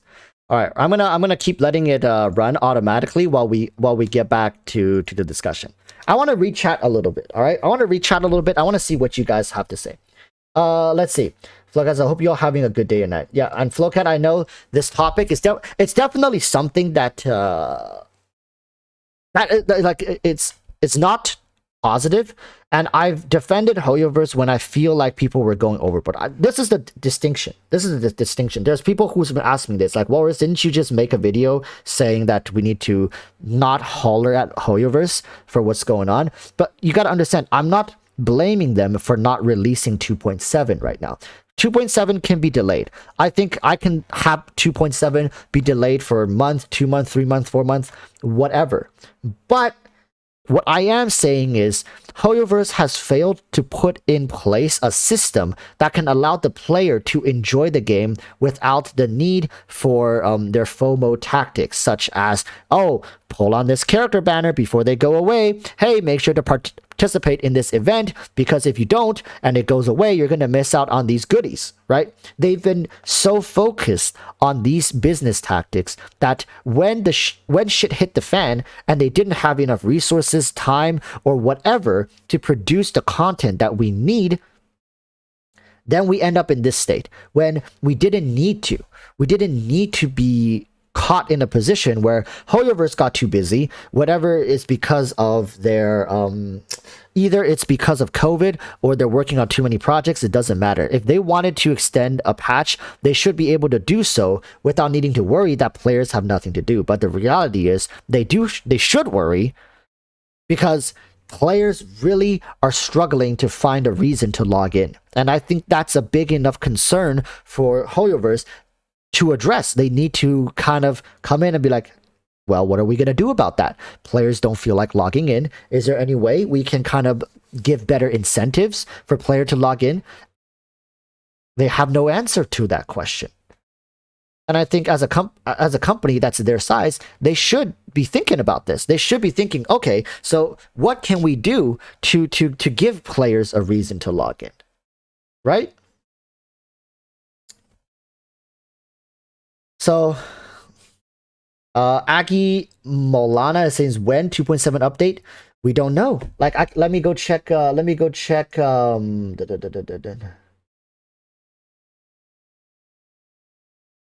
Let's check our. I can check my Discord because I follow them on the Twitter feed. Let's see if they've made new thing. They are talking about Anime Expo. They have booth number 606 exhibition hall. Like, it's all cool. That's all cool and stuff. I know there's a lot of attention and resource that's put into that. But I don't see anything.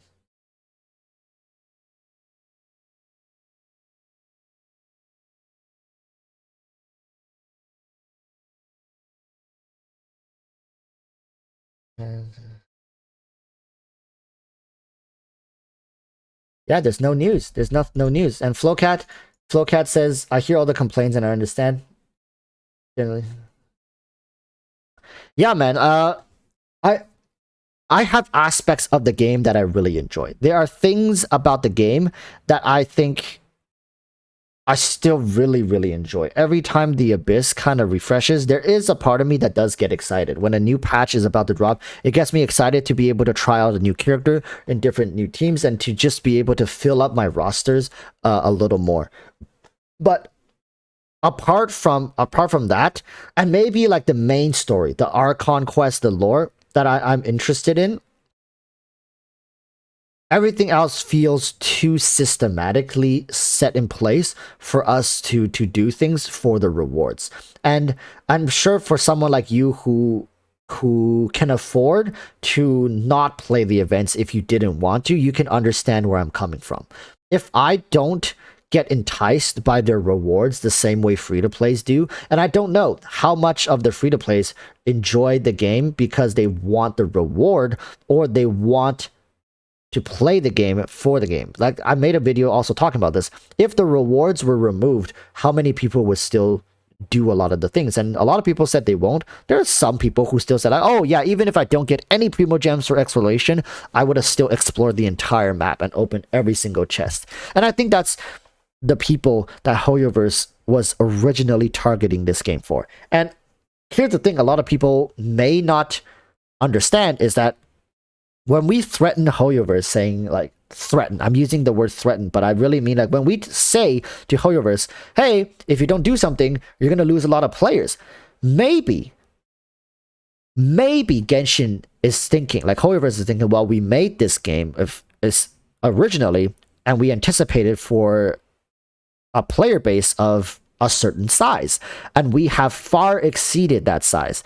Our success like was not anticipated. Like, we never thought we were going to make it this big, so it's okay, and we are willing to accept the fact that we will lose a lot of players because that's gonna make sure that we go back to the range of our expectations. And I don't know, is that the mindset that they have? Do I think they should be, I don't know, like putting a little more attention in developing aspects of the game to make sure that we don't feel so alienated? I feel like for the most part, Genshin doesn't have that much of a community. You know, I think I get it, man. Like Flowcat, when you said like he feels so lonely, I've been feeling lonely for the longest time in Genshin because I don't get, I get to talk to you guys about the game, but I don't get to play the game with you guys. Right? I can talk to you, like we can sit here and talk about the game. Oh, did you guys do the story quest? Did you guys see this? Oh, did you guys play the characters? Oh, so exciting. But when it comes to playing with people, I don't get to do that. I don't get that experience. I don't get to sit in voice calls and go exploring, go do this and be like, oh, let's try this, let's try that. I could do co-op, but then what are we gonna do? Farm dungeons for 10 minutes, 15 minutes, and I'm out, right? So Flowcat, I really understand when you say like I feel so lonely, because loneliness is a feeling that has been kind of plaguing me a little bit. I'll be honest with you guys. If I didn't have the community that I have right now and you guys to share my excitement with the game, I don't know what I would be doing with the game right now. Because honestly, the whole thing that makes me excited is sharing that excitement with you guys, because you guys sometimes get excited and that feeling is contagious. It is. And remember, everyone, just because we're talking about HoYoverse and their flaws doesn't mean that we don't enjoy the game. I enjoy the game still to a degree. I enjoy it for the aspects of that, and I have no problem telling you guys that there are certain parts of the game that I just don't enjoy and I don't partake in them. I don't force myself to do it because it's unhealthy. That is really unhealthy. And there are days where I don't feel like playing Genshin, and I don't play Genshin. But I'm speaking from the privilege of being able to afford the things that I want in Genshin without needing to break my back and my bank account. So I'm very fortunate to be in that position, but a lot of people are not. And I think a lot of the frustrations are also coming from the people who are not as fortunate. So Ian says, I logged on 20 minutes a day, did dailies, and got some junk artifacts, don't know what to do, and logged out. And I think that's, for the most part, what the Genshin kind of rhythm or Genshin gameplay has gotten for people above AR56, AR57. Is log in, do your thing, check the new artifacts. Are they good? Are they bad? Get out.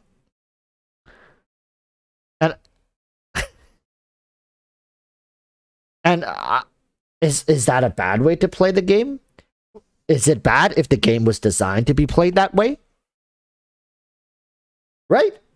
We can't really say like, oh, that's so boring, like that's so repetitive, that's so that's so meaningless. But then again, the game was designed that way to be a long grind marathon. So is it meaningless?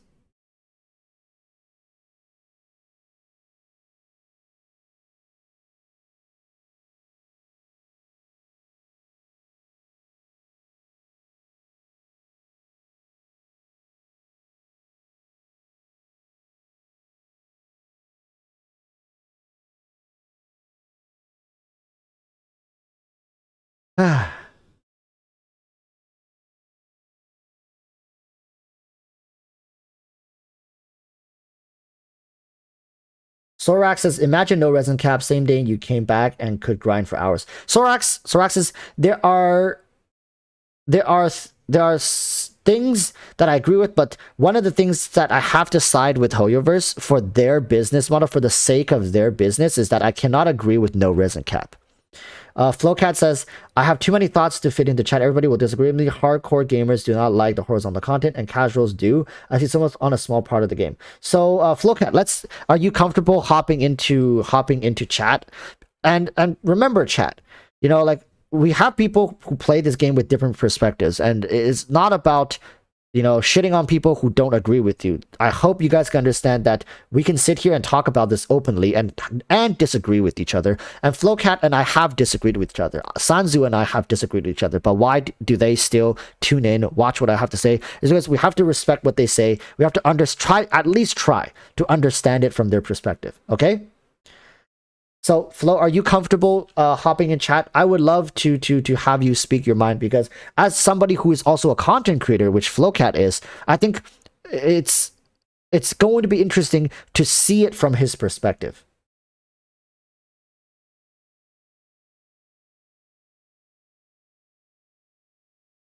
Flowcat says, yeah, 1 second, grabbing tea. Flowcat is getting down to business when he's grabbing tea. All right.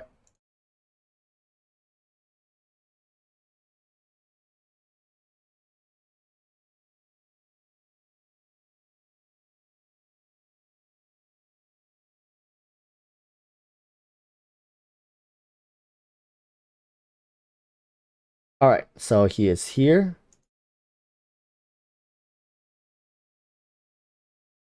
Hello, hello. Hello, hello. I can hear you well. Can you hear me well? I think chat can hear you as well. Chat, can you hear Flo? Cat? Yeah, I can hear you good.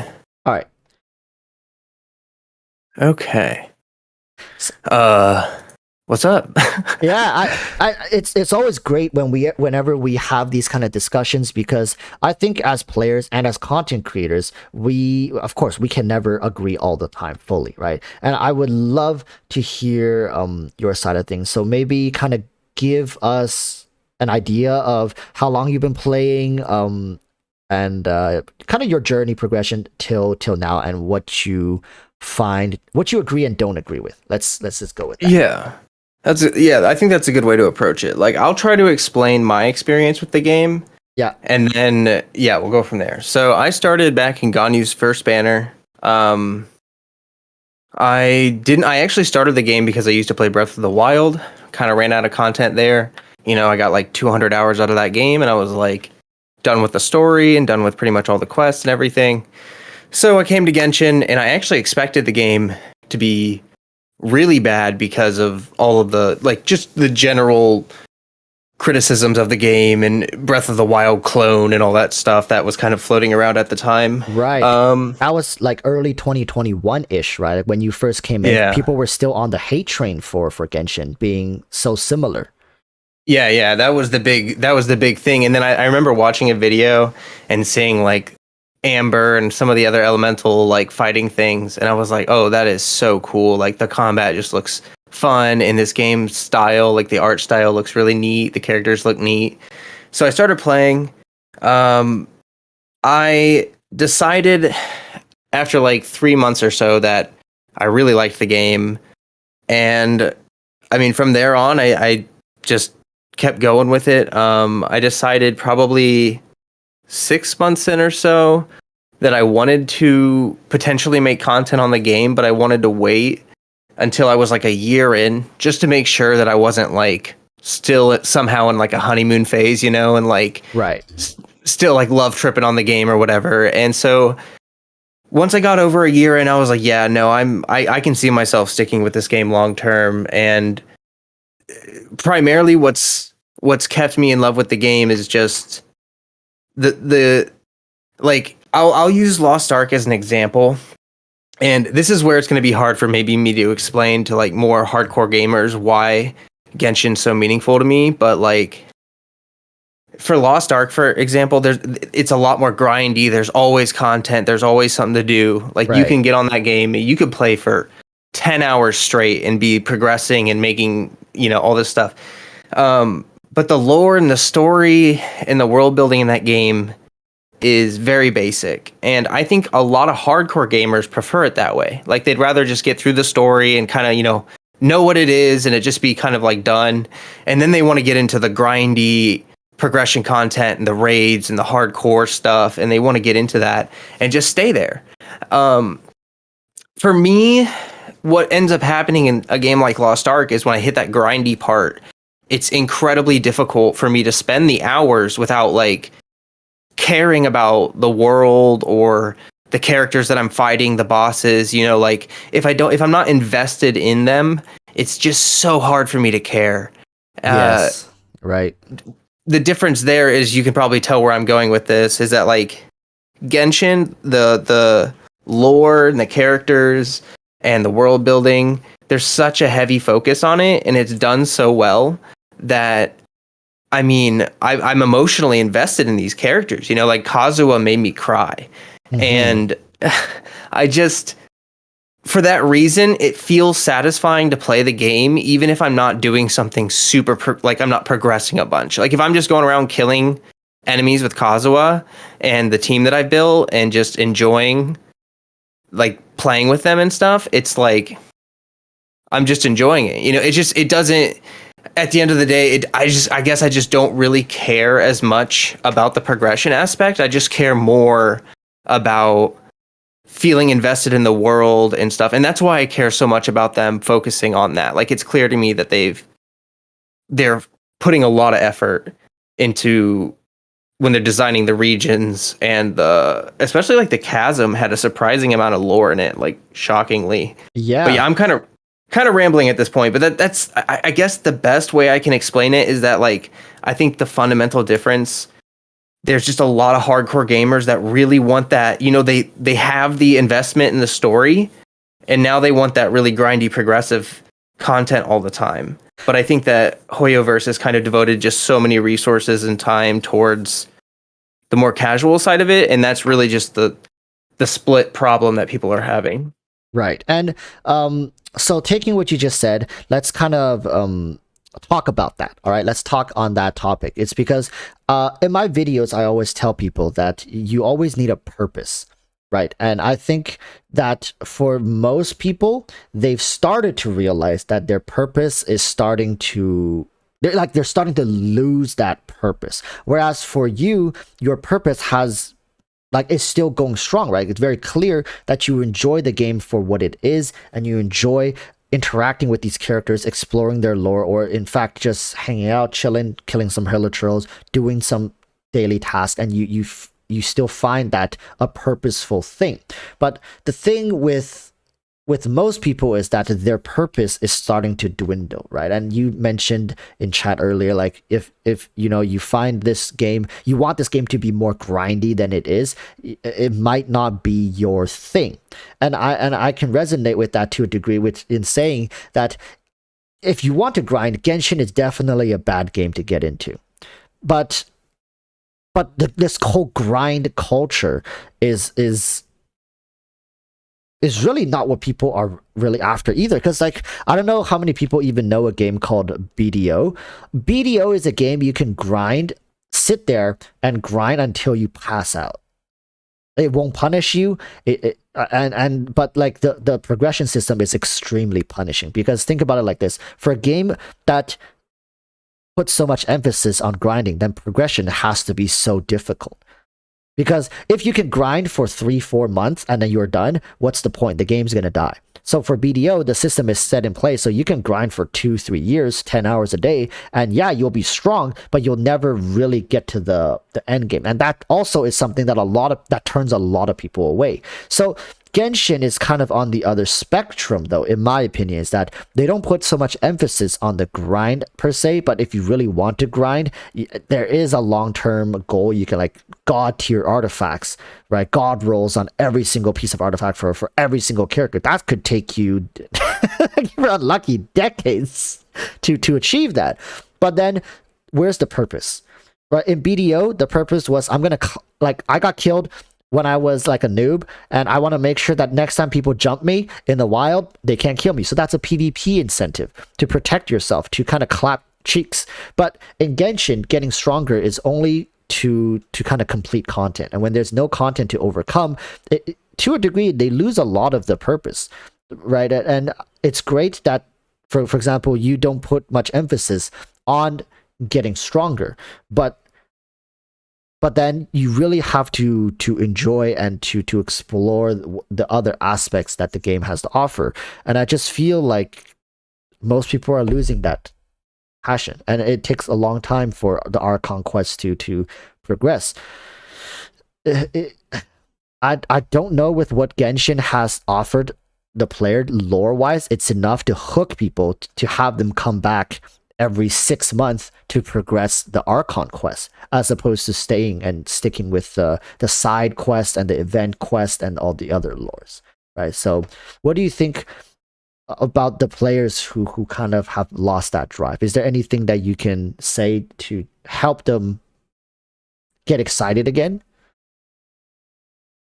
I mean, I would tell people that if you are interested in lore and you have kind of done the quests and not really explored much else, take your favorite character, read through their character profile, go read some of the artifact things, or your favorite character's signature weapon, go read the archive on that weapon, and get involved with a community that is also interested in these things. Because for me, the most fun I've had recently, I will admit, I've actually had more fun recently with Genshin than I've ever had with Genshin. And that's because on my streams and stuff like that, I have moments where I get to geek out on the lore that other people in my community know about. And it's just such good discussion, and it's fun, and it deepens my appreciation for the game and how other people view the game and the characters. And for me, that's my to say, I guess, that's my end game, and I think that if people want to enjoy Genshin, that's probably what you should try to look into, because they release a lot, every new artifact set, every new weapon, every character profile, the books. There's so many different sources of world building and lore, and then you can take all of that information And you can go on YouTube, you can go on Discord. There's tons of channels that cover this stuff. And yeah, like I guess one of the things, like, for some of the grindier games, it's like people are so busy grinding, they don't give a shit to really talk about like anything else about the game. Like, I know some MMOs that I used to play, you queue up and you're doing content and people don't even voice chat because you're just pugging it. And at that point, like, you're just zombie sitting there like grinding, and like I like doing that sometimes, but for me, like, the real fun that I'm having is exploring the game and the content that is like written out and like talking about it with people and all that good stuff. And I wouldn't have time for that, if I were, yeah. Here's the other thing I realized for Genshin though. And you've mentioned this to me in the past, is that finding the right community can be a daunting task in Genshin Impact. Like, how many times do you have to get harassed by toxic people before you just feel like, you know what, like, why bother? Like, if I go join this community, what if I say something and they just they shun me, or they say something about me? And I think in a way it's very disheartening, because when I first started Genshin, I was in a ton of different communities too, and you may know, with my front thinking, like my radical ways and my hot takes, I wasn't very welcomed in a couple of those communities, because a lot of the times people don't want to hold open discussions. They don't want to see what the other person, or hear what the other person has to say. They just want somebody in that community chanting the same things they're chanting. So a lot of the times then, when people kind of hop around in these different communities, it ends up in a situation where they don't find a place where they belong. And as much as I try to cultivate a space that I want to welcome as many people, open-minded people as possible, then you see I'm trying to welcome open-minded people. What about those toxic people? It's like, oh yeah, go fuck them. They can go. But then we're still shunning people away. We're still saying, hey, no, you're not welcome here. So to a degree, we are all trying to cater our communities to a certain demographic or type of people that we want to engage with. And people come in different shapes and sizes, and I think finding a community in Genshin is extremely difficult, and it's going to get increasingly difficult, because every time a new character comes out, there's going to be Sims for that character who dedicate their entire life to them. And you say anything bad about them, you're an asshole, or like you're stupid, or something like that. And it just continues to segregate our community more and more and more. Eventually, there's going to be hundreds of characters with hundreds of sub-communities. And anything you say that pisses them off, they're going to come at you guns blazing. And I'll be honest, I don't think the whole like subreddit communities of all these different character sims is a healthy way to grow the community. I think it just divide us more. Yeah, no, I actually a couple things about that, to be honest. Like, so, like, one of the reasons I value following your content and hearing your point of view so much, because we don't agree on everything. Like, if I wouldn't, like, I could just watch my own videos or my own streams if I wanted to hear my own opinions. You know what I mean? Yeah. Like, I like watching your content because I come away feeling like, oh, I understand how someone else views the game now in a way that I don't view it, but I understand now, like, how this person feels and why they're having this experience and blah, blah, blah. And it's great. It's great for discussion. I think what you're getting at with like the segregation of the community, like, the fundamental issue is really just that people need to be able to like agree to disagree. We all have hot takes on this game. All of us do. Whether you love it or hate it, the other side of people, you need to be able to talk to those people. You need to be able to, it's just like, some people have more issues with the game than others. Some people are more hardcore than others. And I saw a comment that someone said, and they said in chat, why not have story and grinding? You know what I mean? And it's like, yeah, like that's a good point. And so, like, how do we achieve that? Well, let's look at a company or an example like Lost Ark. And I know I keep referring to Lost Ark, but it's actually a really good example, because for the first year or two of Lost Ark's release, it was terrible. No one liked the game. And the game almost died. Like the second year in, the game almost died, and they saved it with Legion raids. So that being said, how did that happen? Well, the community kind of got together and said, okay, well, this is what we like about the game, and we want more of this kind of thing and less of this kind of thing, and they got it done. I just see that we're so busy fighting amongst ourselves and arguing amongst ourselves for like who has the most valid point and who is the most correct about what the game should be, and this like yes men mentality that we're not communicating together. Like, we're not putting together a cohesive message. Like, for one thing, maybe this is a little tinfoil hat like thing, but like, yes, I need more tinfoil hats. We need to talk about this. Yeah. Okay. So, like, casuals enjoy the game more because there's more content for casuals. So casuals are nicer to the devs. They're nicer to people online that like work for the company. They're nicer in their surveys. And so who gets more attention? The casuals. I'm not trying to call anyone out, but like hardcore gamers don't always talk to people in the nicest way possible, especially if you're angry. If you're upset with something and you're angry, of course you're going to have that emotion, but like we need to be able to put our emotions aside to have our voices heard, because this is like, you've talked about this a million times, this is a business. They're not Twitch streamers. The people that make this game are not Twitch streamers. Like they don't they don't understand that culture, and they don't understand memes in the same way we do. And it's just like we really need to communicate better. And I think cutting down on the infighting, being able to just agree to disagree without having this horrible toxic hostility, that would be great. So I was saying that's actually a great segue into, no, just kidding, I'm not gonna no, but I was about to do a raid thing, but that's a great thing you just mentioned, because I was actually responding to a comment earlier today regarding my video yesterday, and I was talking about this exact issue, which is that it's difficult to get our point across, and I've said this in the past, without us banding together as a community. However, I have noticed, and we can even prove it in chat right now, that there are people who hold hostility over the ones that have the power to do something about this. And I'm talking about the content creators. Tectone, Mtashed, Tenha, Asian guy, Braxophone, Gratis, like the list goes on.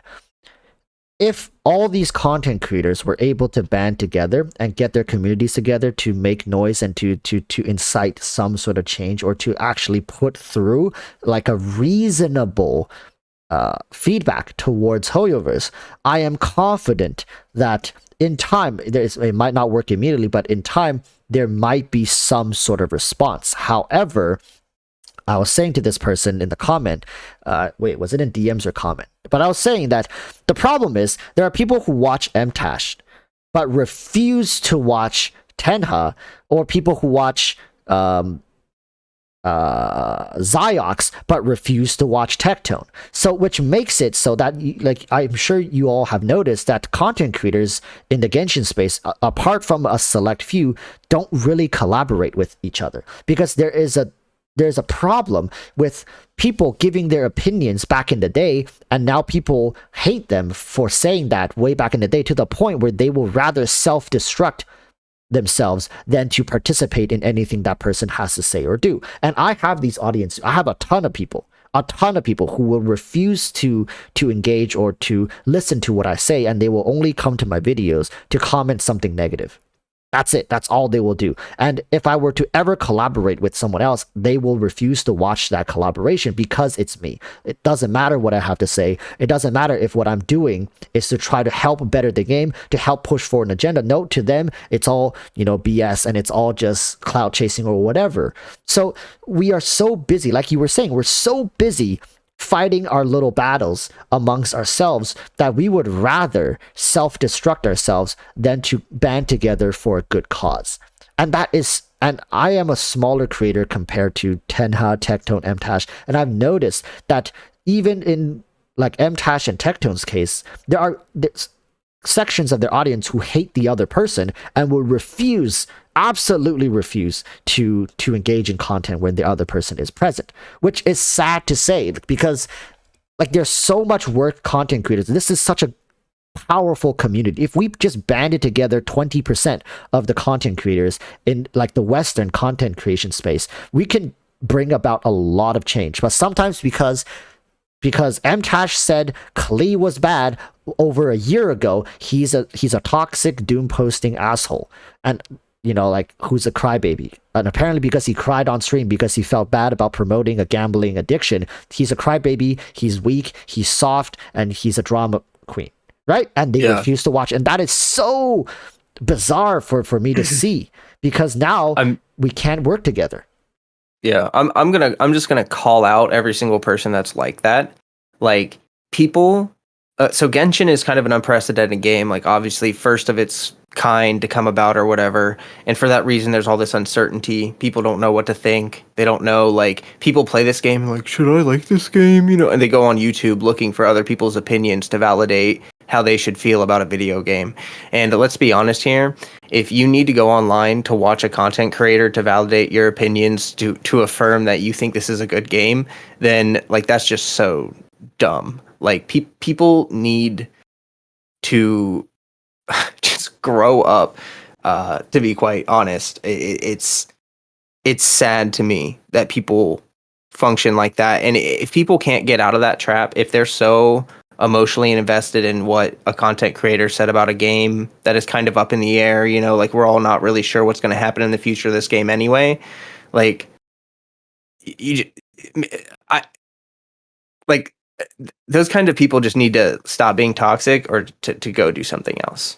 Like genuinely, if someone's participation in the community is a net negative in the sense that they're not providing any value, they're just causing problems, complaining, and being judgmental towards other people, then like why do we want them in this community in the first place? I wouldn't.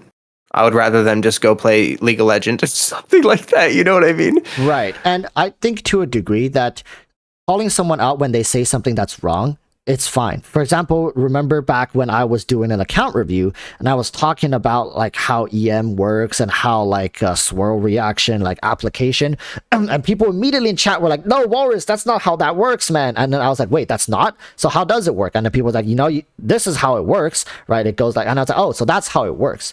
Like, it's okay to call out people when they say something that's like inherently not true. Like, Chi-Chi is a pyro DPS. Like, people can go yell. But to say like, okay, I will never watch you ever again because you got something wrong. And it doesn't matter if you have something good to say in the future. Because of that, I'm going to hold you to the ends of, till my dying breath. You are, right. You're a dumbass, you're an asshole, you're like whatever. Like, but it sounds bizarre, but that is how, because I've talked to other content creators and a lot of people suffer from this because it's like, how do I rewrite my wrongdoings? How do I present myself to be a changed person? That's like, well, better give up now because you don't have time. Yeah. Sanzu is saying, sorry, what is going on? A certain fake cat girl started swinging her sword and I ended up practicing combos for 20 minutes. Pyro Chi-Chi exists, by the way. I know. That's the scary thing. Yeah, like people just don't like idol culture with YouTubers is a real thing and it's like genuinely concerning. Like people just the fact that people can just fail to understand that we are simply people who like we like obviously there are some content creators that make content on the game for business reasons. They just have no emotional attachment. They're just like, yep, this is a business thing. Cool. But there's a lot of content creators that make content for this game because they love this game and they just want to, whatever they want to talk about or whatever they want to make content on, they're here to do that. And like people elevate content creators to this insane position where it's like we have to behave like we're leading some kind of ensemble of Genshin players to the promised land of Genshin heaven, and we have the best takes and the most accurate info and the cleanest rotations. You know, it's like, it's so stupid. Like, it's just, people need to lower their expectations of people. Here, it's another thing. When we talk about content creators, right? And this is not to list out anyone in particular. I think to a degree, just like personalities, like making friends, you're gonna like someone more than others. Sometimes spending time with somebody just makes you feel happier, make you feel like the time is well spent. Like, why did you choose person X to be your best friend as opposed to person Y when you were back in middle school, high school, right? How did you end up staying connected with person X over 10, 20 years, and you still, check in on them, but not person Y? There's a thing to be said with content creators as well. And I think some people just don't like how, for example, I deliver my messages or whatnot. And I don't hold it to them in the end that they don't want to watch my content or they don't want to hear what I have to say, because they just wholeheartedly don't enjoy me as a person in general and maybe what I stand for. I can't please everybody, and content creators can't please anybody. But the point that I have to say is that when we need to come together as a community, I pretty much came to the conclusion that it's damn near impossible for the Genshin community to come together behind a single cause, unless there's a couple scenarios where it has happened, and that is with the Zhongli situation and the anniversary situation. Because it doesn't matter what your history is with anybody. Everybody collectively felt one thing, and that was, this needs to change, or disappointed in this. And I think there's a lot of bandwagoning happening as well. So people who didn't necessarily feel that emotional about, for example, the anniversary, they jumped on the bandwagon maybe in a way to fit in. There's a lot of people like that. There's a lot of people who hate others for no reason, but because there's a bandwagon going on and they're part of the community or whatever, and they say, oh, just jump on the bandwagon. But that takes so much momentum, and because collectively, that was the anniversary is a great example. Like, nobody needed to merely make too much noise, and we didn't need to go talk to other creators like, hey, the anniversary is pretty shit, right? Let's make a video all talking about it. Nobody needed to do that. Everybody just came out and said the same thing, and that's why I know for a fact it will work if we just do it. If everybody suddenly came out, like literally everyone, it just came out and said, this is unacceptable. We need, to give good feedback. We need to find better loops in the game, better content progression, whatever. If we just did that, it'll work. It'll work. We'll at least get a response. But it's because this isn't something that everybody's feeling. For example, you don't feel this way. There might be other content creators who don't feel this way as well, or they don't feel like it's going to benefit themselves, or they don't want to make content about it because for XYZ reason. So they don't talk about it. They don't talk about it, then it's kind of buried, and then the people who do talk about it get attacked. Whereas and let me tell you, when we were complaining about the anniversary, there were people that were attacking us back.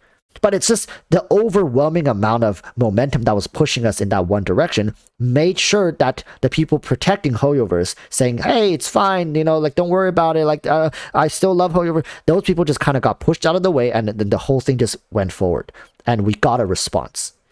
Yeah, absolutely. But I think that's a good example of like people that, like, I love the game, but that's why I'm willing to sit here and listen to obviously valid complaints that people have of the game, is because, in a way, if someone likes the game, it's kind of gatekeeping to prevent people from sharing their concerns or sharing their thoughts about how the game could be in the future. People need to, instead of fighting back, if people just simply let people have their complaints and voice them without, the fight part of it, then it would be a lot more clear. I think people need to learn consciousness is like a light, and it cannot shine everywhere at the same time. It's like you're holding a lamp and you're pointing it in a certain direction to highlight whatever you want to focus on, and that takes energy. And like if you focus that light on something you hate and focus your energy there, you're not focusing on other things. You're like giving people that you hate your attention and your you go into their YouTube comments and you're typing away, you're so angry. Like that's just such a bad use of energy. It's just such a bad use of your time. Right. And I think most people struggle with, like, let alone the act of being able to disagree with somebody without being agitated or hostile. I think most people struggle with even the concept of that, let alone actually doing it and applying that in an actual conversation. I would agree. There's probably going to be a lot of people that like quit the game, like especially from the very beginning of the game. Because what I see as someone who didn't start at the beginning of the game is that people that started when it launched, their expectations were so through the roof that everyone was on the same page about what they wanted this game to be, and it wasn't. And now it's just, I kind of see that group of people kind of slowly quitting for now, trickling out. People have started quitting a long time ago and still to this day are quitting. I see probably maybe around Sumeru or something, when nothing big happens, I see probably a max exodus of people who are just kind of absolutely fed up with it. Because I noticed that a lot of people that started later, especially people in my community that started later, they don't view the game the same way. They don't have the same expectations. They don't have the same, like, they're already comfortable with 2 hours of gameplay a day, and they're chill with that. They're like, okay, cool, yeah, and they're not trying to really rush through anything or anything like that because they already saw what happened with everyone else. You rush through the content, you're kind of left with not much to do, so they're just kind of taking their time with it. I see those people kind of sticking around and developing more of a healthy relationship with the game, and then maybe we can make progress with those people in having the game progress. But genuinely, I do think if people can't get past their problems and have a calm conversation about it in the future, then they just, I don't know what they're doing here, really. Yeah, and I think in every community there's going to be those people, and they exist in our society for it's something that I'm saying that we can't really say for all of them to just grow up and become mature, and I think a lot of them will in time. I did say in the past that a lot of these people most likely are young teens who are still in the development process, like the hormones running rampant, or for whatever reason they're edgy, they're very easily triggered, they're very hostile for the most part, and there's just nothing we can do about that. There's literally nothing we can do about it, and it's best because right now we want a solution. What is the best way to go forward? And I've said in the past we needed somebody like Soul. If you Soul, and I think some people in chat do also know Soul. Somebody who is not concerned about the backlash, somebody who can kind of cut through the fat and just get straight to the juicy, meaty topic, right? And somebody who can embody the frustration of the community, and we need to support someone like him. But unfortunately, Soul has had enough.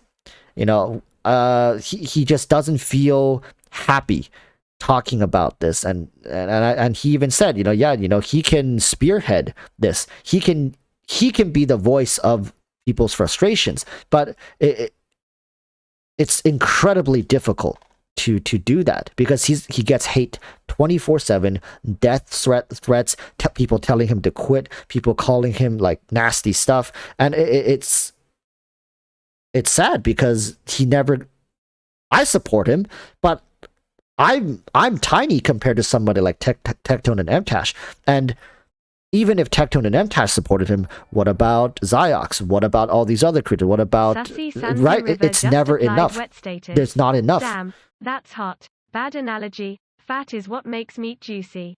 Sorry to interrupt. Sansa says bad. Cut through the fat. I just don't see a scenario where people can come together. I don't think it's possible. Because we cannot change other people's perception of us. We can only change ourselves, right? That's something like most people would know. So what can we do? There's nothing we can do. And I think Hoyoverse, here's my tinfoil hat of this discussion, all right? I think Hoyoverse purposefully divided us. The whole point with divide and conquer. It's easier to control us when we ourselves are so divided. And I think Hoyoverse did it on purpose. That's my tinfoil hat, because I think it's so difficult for us to put forth any sort of resistance to Hoyoverse. Everything just gets stomped out, right? People who hate me will stomp out anything I have to say before they even hear me say it. So then Hoyoverse doesn't even need to lift a finger. And I don't think they're that big brain, not gonna lie, but yeah, but it just ended up in this situation, right? Like, we got so much to deal with just fighting amongst ourselves for us to make any sort of even voice big enough. Let's not even say reach Hoyoverse. We can't even reach the next content creator. Like, yeah, it's not going to happen. And I don't think we can wait long enough for people to grow up and for the community to mature. And I'll be honest. I think at the pace we're going, it's only going to get worse. Because look at League of Legends, right? League of Legends, people say back when it first came out, 2008, 2010, like, it was fun. People were learning the game. Nobody mastered it. But once people started mastering the game, and people started mastering the champions, and they started maining champions, the toxicity really started. Right? People started being less patient with each other because, like, oh my God, like, how do you not know how to do this? How do you not know how to do that? That's so basic. Why would you do that? Right? And then they start watching the pro scene. They start like watching content of high level gameplay, and they try to replicate it. And then when they see people messing up, they have less patience with them because the game develops and ages and matures, and people just expect certain things out of people. Right? So give another 4 or 5 years down the line, I think it's only going to get worse. Our content creators missays something. They're like, how do you not know that? How do you not know how Elemental Mastery works? How do you not like X, Y, and Z, right? People have less and less patience, and there's more characters to main, more sub-communities. It's only going to get worse. People are going to be much more hostile down the line. That's honestly how I feel. Honestly, I would disagree, but I mean, it would just be on the point that, like, simply for the reason that we will have more characters. I think in the beginning of the game, people were so divided for like Hu Tao, Ganyu, all these characters, because there were very few options that actually would carry you through the game.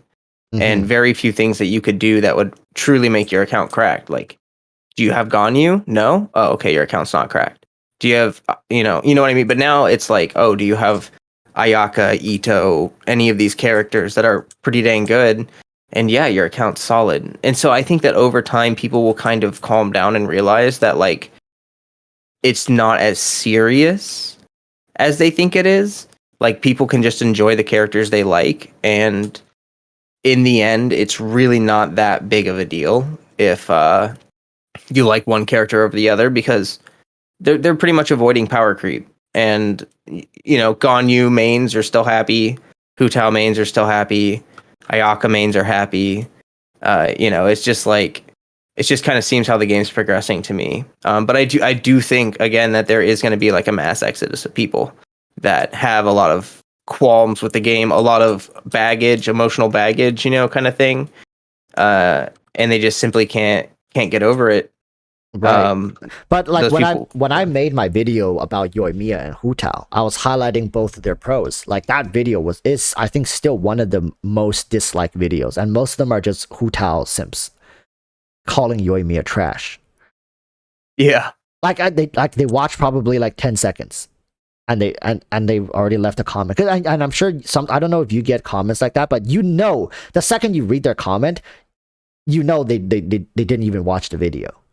Right? And that's what I'm saying, is that it's people in Genshin that I've noticed is that it's not enough that their character has to be good, the other character has to be bad.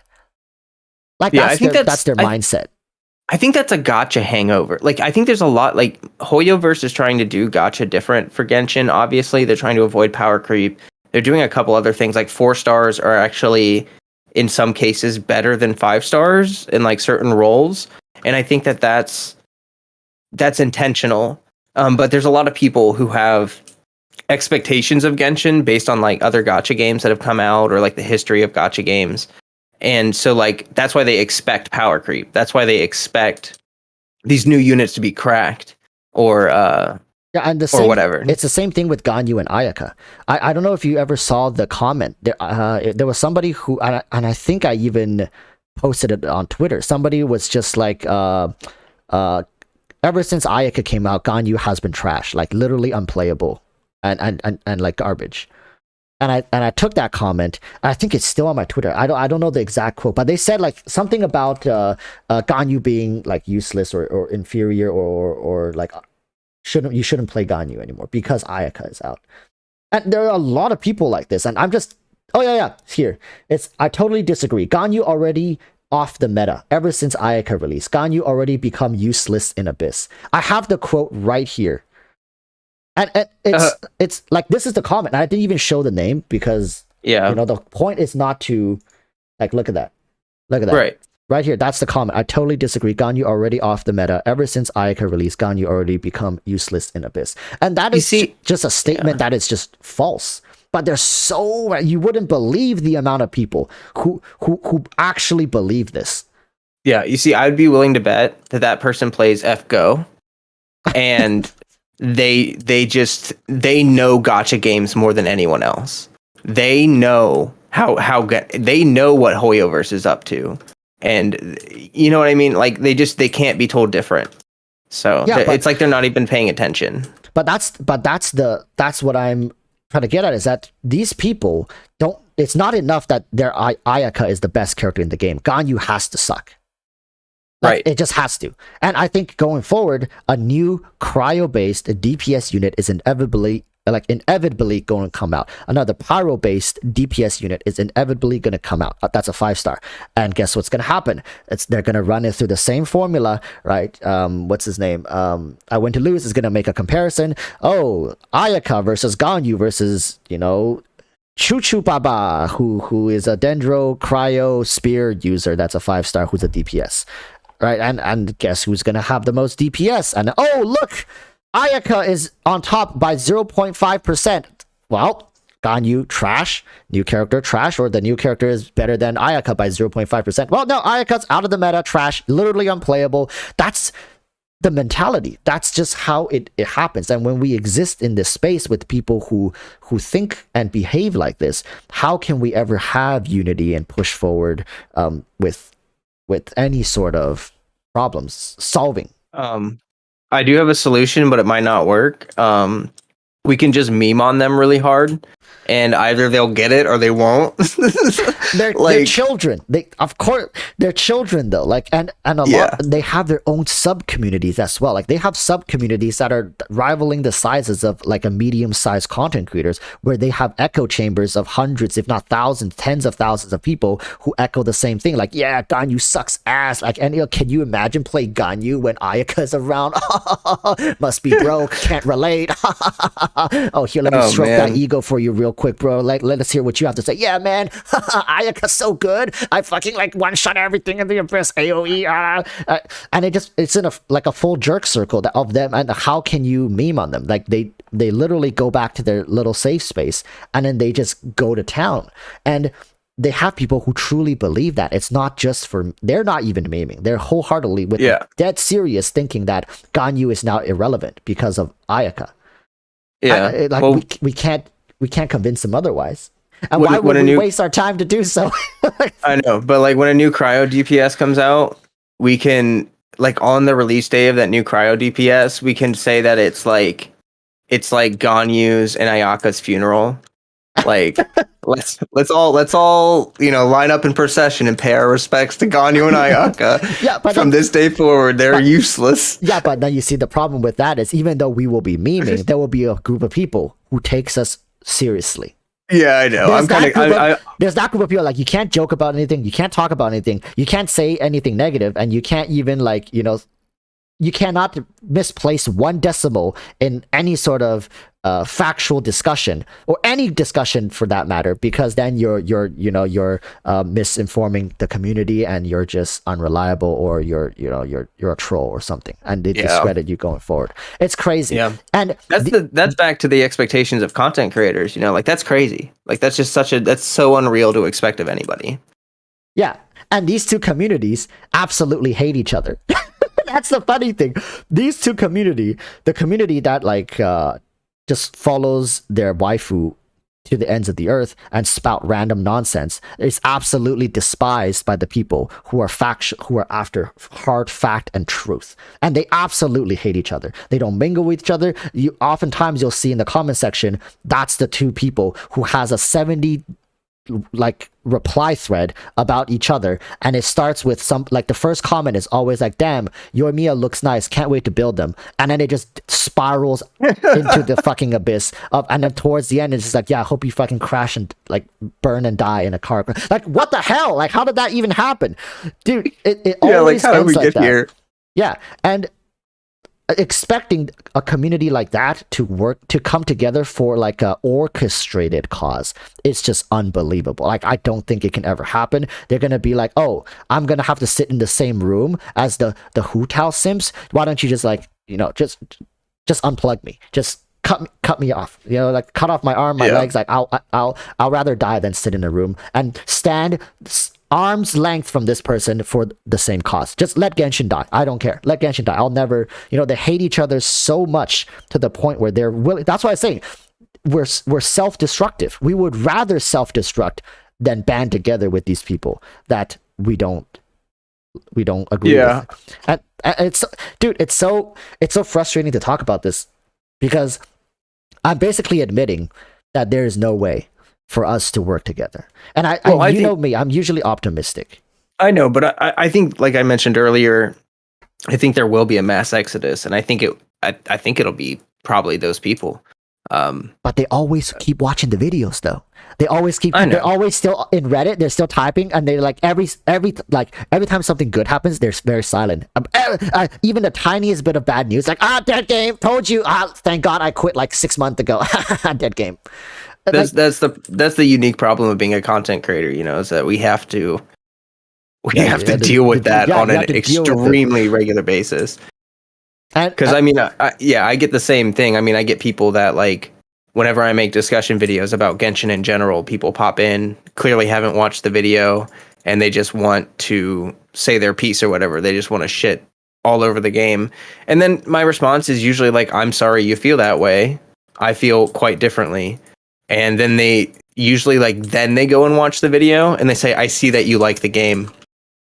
And it's like, yes, I do, in fact, enjoy the game. And that's usually the end of the conversation. Sansu saying, I told you it's already a religion. You see, like, it is a religion. And people were saying you can't spell culture without cult. That's hot. I told you it's already a religion. Yeah, it shows how impactful of a game, though, Genshin is, for real. I mean, like, people... other than like maybe Final Fantasy 14 and like other really kind of big MMOs, I don't see very many games get like this intense of a following and people. I mean, like obviously the characters are pretty impactful to people if they care so dang much about them. And here's another thing. I've said this way long ago, and I like this was back in the drought period of 1.0, like patch 1.4. I said. One of the reasons why people are so hostile to each other is because this game doesn't have PvP. And people might disagree with me and I said it as a meme back then, but the longer this goes on, the more I think I'm actually onto something here, and that is people actively seek out hostile engagements with each other is because there is no PvP. There's no way to fight people in game. So they actually, no joke, they actually go online and find PvP for themselves, like verbal PvP. Can you imagine if Hoyoverse released the end game and it's like you're Ganyu and your Ayako get to battle it out, and literally that day, Twitter falls quiet. Reddit falls quiet, and no complaints are ever spoken of ever and again. People just pat each other on the back like, yo, good game, man. Yo, that last gun you shot, like, oh, wow, like, so well placed. Like, dude, you got me.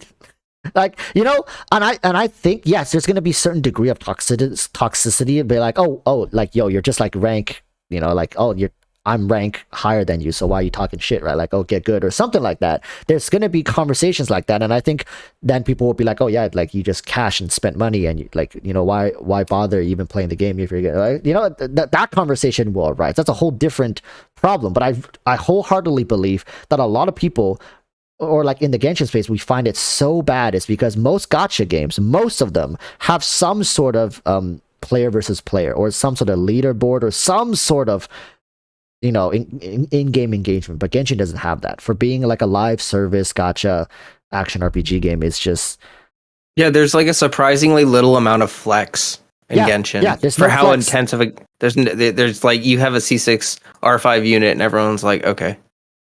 Yeah. Sanzu says PvP is only going to benefit players like me. It's kind of true, yeah. Sanzu's throne is made out of dead bodies of free-to-play players that he stomped over in PvP.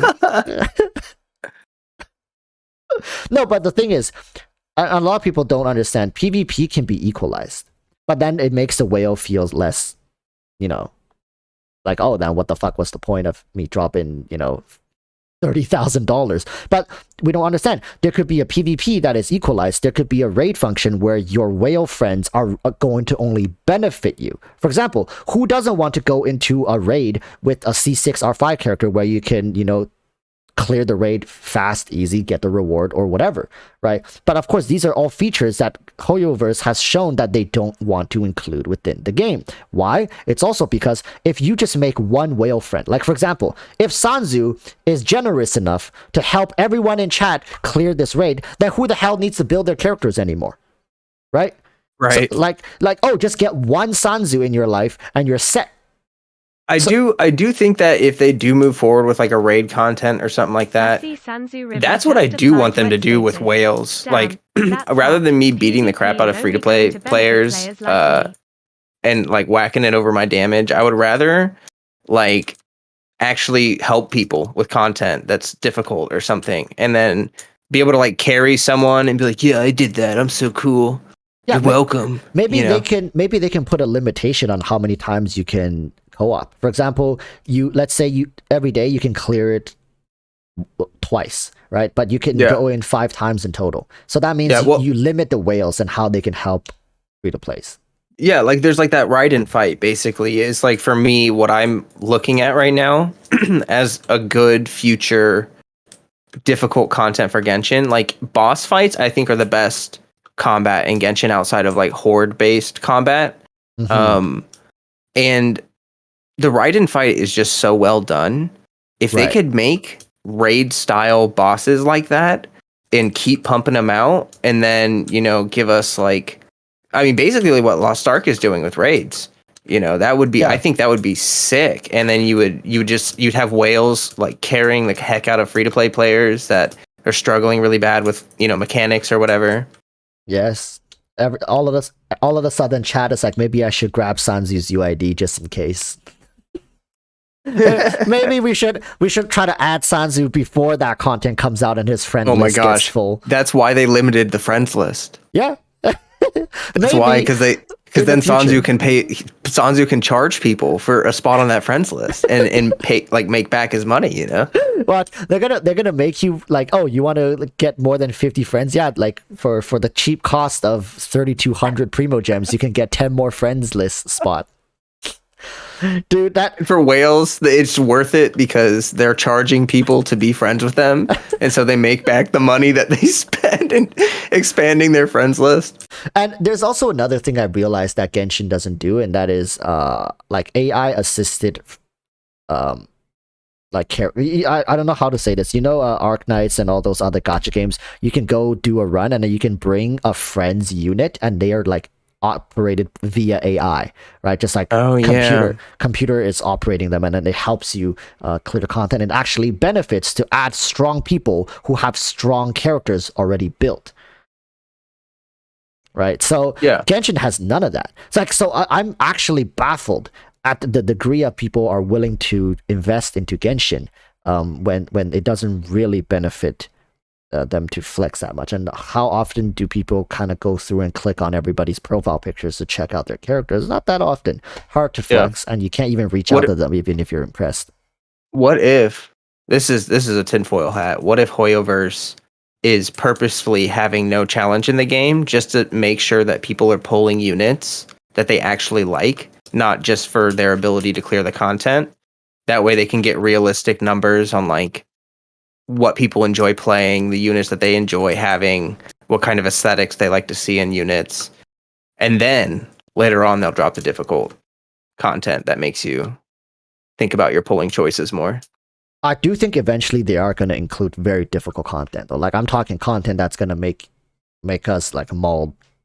They've already done it, you know. I mean, they've shown that with some of those boss rush events, you can crank those puppies up, and like it's a struggle. Like, except for like Sanzu, you know. But yeah, Sanzu is not even a properly calibrated example at this point, because I think anybody who has dropped more than like a couple $1,000s in this game really doesn't struggle too much with the game. And but then again, I don't think a couple thousand is enough to clear some of those events at the hardest difficulty with relative ease, because they put a lot of restrictions on you. Like, they reduce your damage, they increase the enemy's HP, increase enemy's damage, they reduce your stamina, and like whenever you sprint, you take additional damage. And it's just layers and layers of cuckery that they put on you, right? Yeah, absolutely. Sansu said, you can say it, I am not a properly calibrated individual. I know it well enough myself. I just think Sansu is definitely somebody who probably has a different perspective on the game than a lot of the other players. And I don't know how much Sansu would enjoy. Sansu, here's a good question though. How much would you enjoy the game if you were like a complete free to play? Like 100% free to play. Like, would you enjoy the game as much? Would you be as excited? Would you be more eager to grind? Less eager to grind? How would that affect your experience with the game? So we'll just wait for Sansu, because I have to talk about raid. That's hot. You can say it. I am not a properly calibrated individual. I know it well enough myself. I have to talk about raid real quick. So we're gonna, as you guys can see, I've been kind of just chilling here playing AFK because I need to grind this set. This is a good set for me because a lot of my characters, as you guys can see, are getting absolutely destroyed and clapped in the later stages because they lose too much health too quickly. And I swapped in this lady, and I don't have a healer anymore. She's a tank. Wait, I just realized, why is my tank standing in the back? Does that formation even matter? Because I find that I'm clearing content just fine. But I'm just going to continue grinding this for a little bit and try to get this set. No, that would suck. I can't get C6R5 kaching if I was F2P. Sanzu says, okay, so Sanzu wouldn't enjoy the game as much if you were... And to a degree, I think... the free-to-play experience is quite restrictive. I don't know how you feel about this, Flowcat, because being a free-to-play in this game, and I know a lot of people meme on this, a lot of content creators like Tectone, they say like, man, it really sucks to be a free-to-play in this game. And I resonate with that because I would feel so bad if I were to be forced to partake in a lot of the events that I didn't want to partake in because I needed the Primo Gems. Like, there's no other way for me to get those resources unless I put myself through like 2 to 3 hours of left clicking or spacebar clicking for certain events that I'm not personally interested in. Right? And I think that's what most free-to-play players are forced to go through. Yeah, I think that's a downside of it for sure. Like there's this thing in Buddhism where it's like a monk talking to two women, they're sisters, one is married, one is not married. The one that's married is complaining about her husband and all the problems with marriage and everything she hates about it. And the one that's single is complaining about all the problems of being single and lonely. And they're each wishing that they were each other, basically. And it's like, you can either have single problems or you can have married people problems, but you cannot have a situation where you don't have any problems. Like, it's just different problems. But like for free to plays, like, I don't know about you, but for me, like wishing, I feel nothing.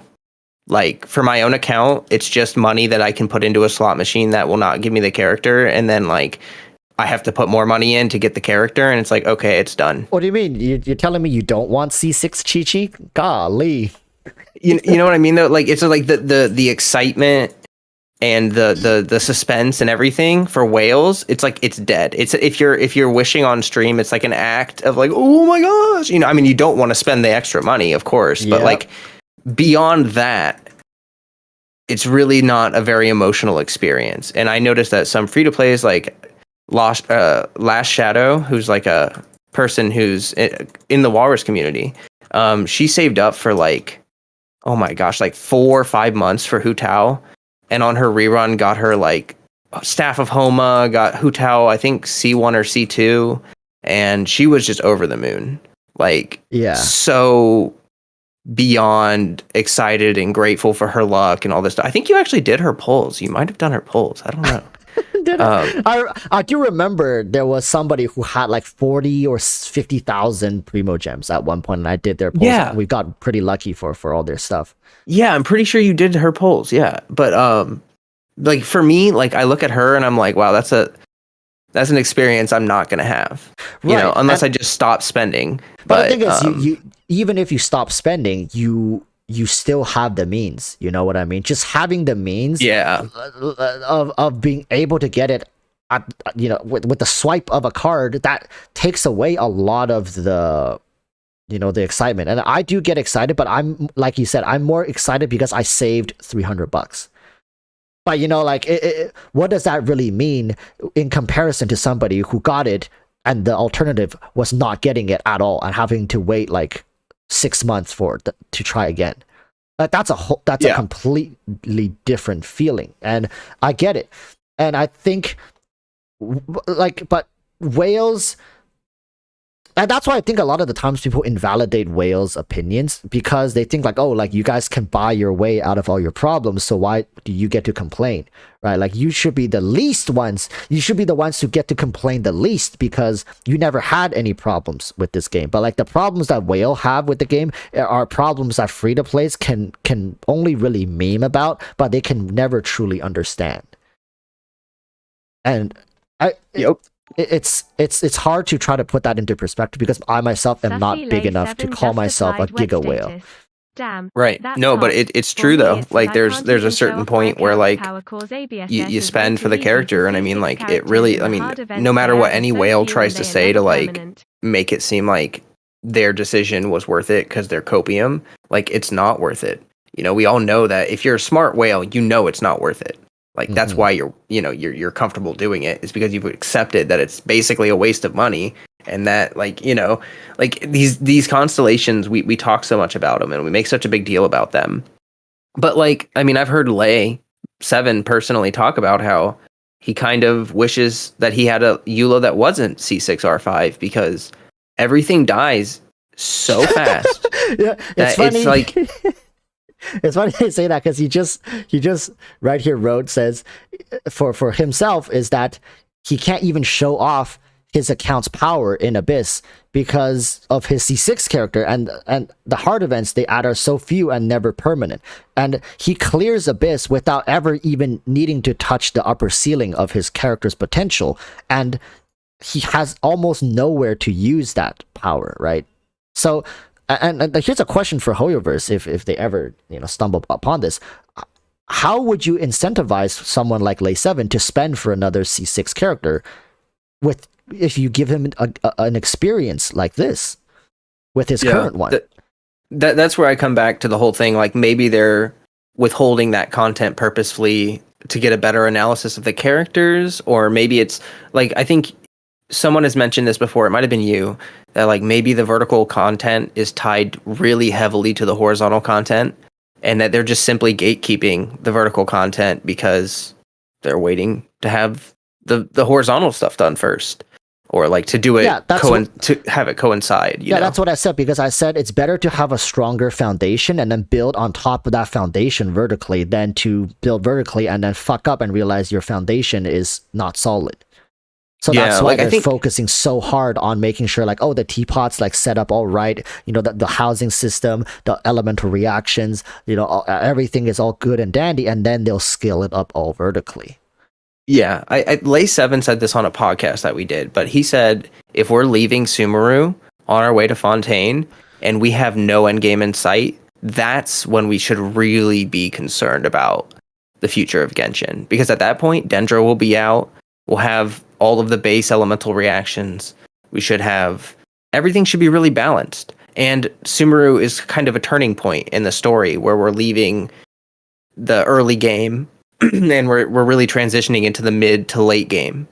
And I think getting something in Sumeru after Dendro comes out and is balanced would make a lot of sense for them. Like, yep. In the grand scheme, yeah. I think Sanzu and I have essentially at this point built a shrine for Dendro to rebalance and repurpose maybe the certain elements. And I say that half as a joke, but half like wholeheartedly that if Dendro fails to kind of rebalance the elements, we have a problem on our hands in that. Like I would start to question if Hoyoverse really has the right people doing the job. Yeah, that'll definitely be a moment of truth kind of thing, like when that element comes out. But I mean, based on their history, they do supports really well. They give supports a lot of love. And Dendro, as far as we know, lore wise and everything, should be a support element. So it should have a lot of support and utility, and hopefully that includes some much needed balancing for, reactions and stuff like that for sure. Right.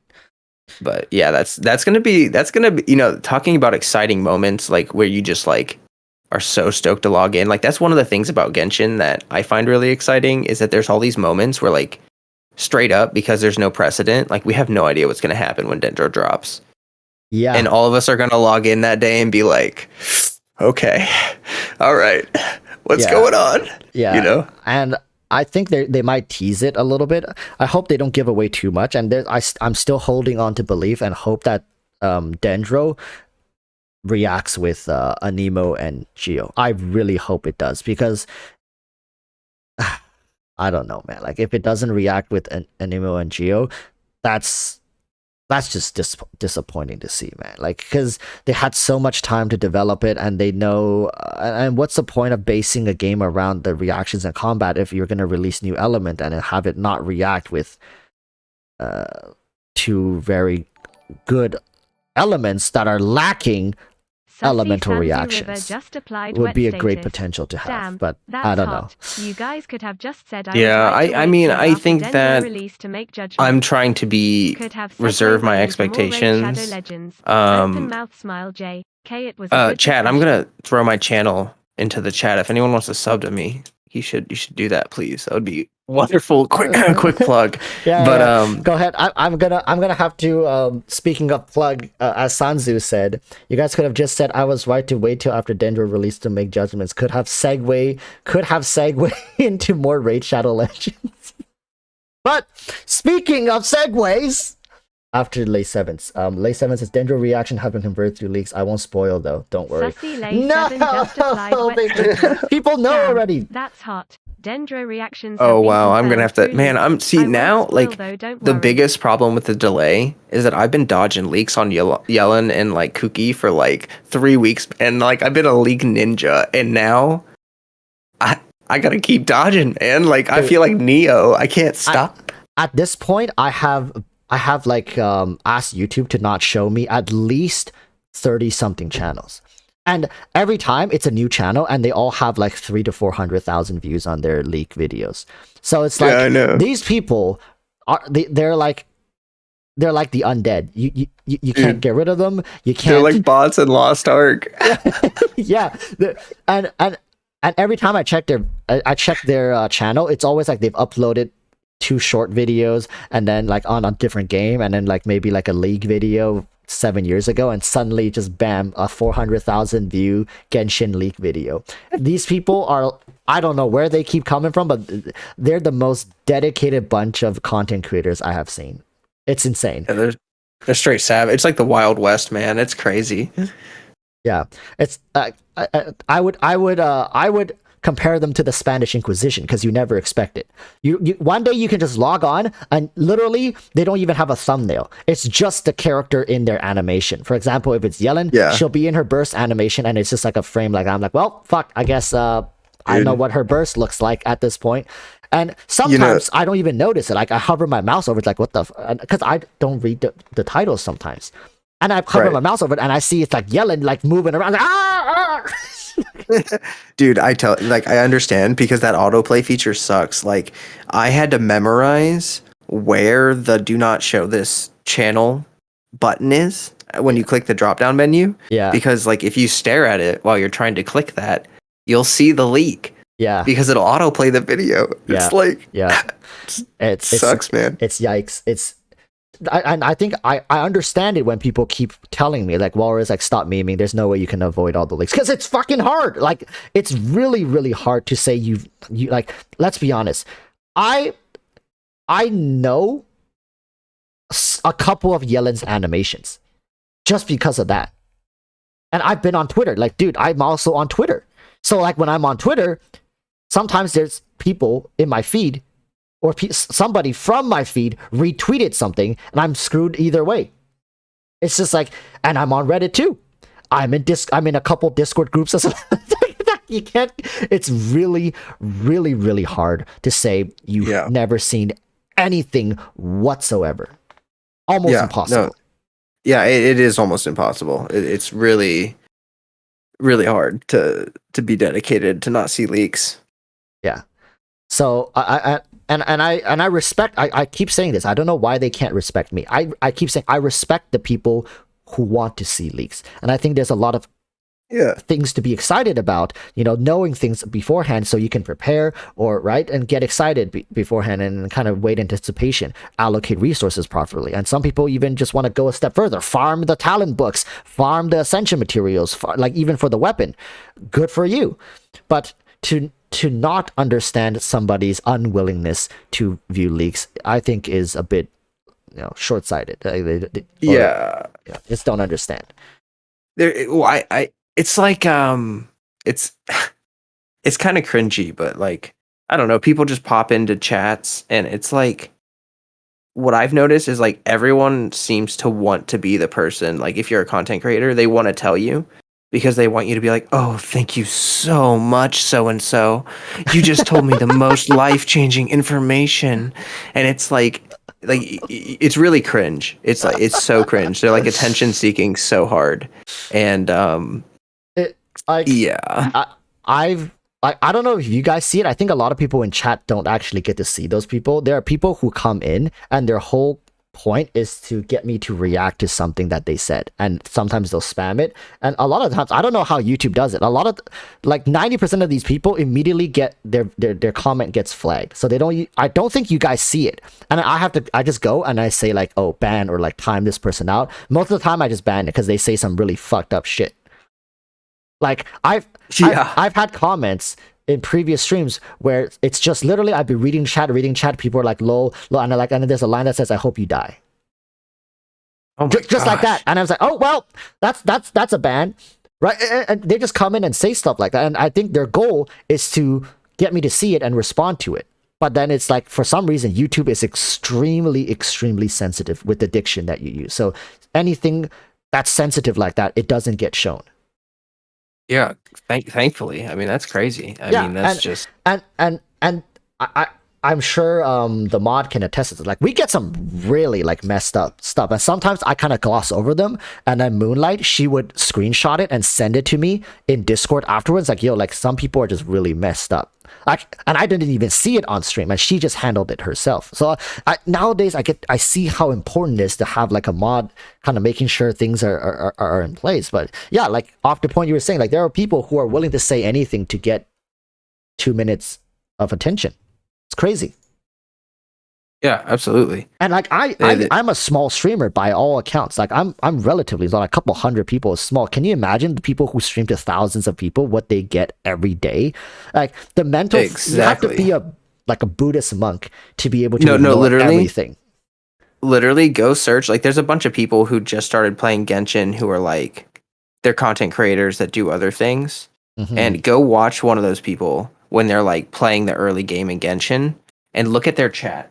And 90% of the chat is just like, especially if they're like a girl streamer, there's a bunch of dudes in chat like, oh, you need to do this. You should, by the way, here's the correct way to spend your resin. And don't worry, I'm going to help you optimize everything in this entire game. We're going to spoil every single thing before it happens because we need you to know. And it's really cringe. It's really cringe. Oh my god, that is, dude.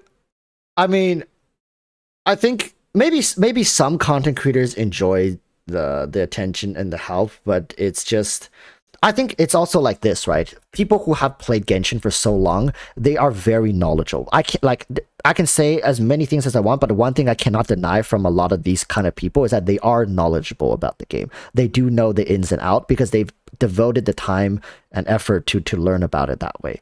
But at the same time, they don't have anywhere that they can really utilize this.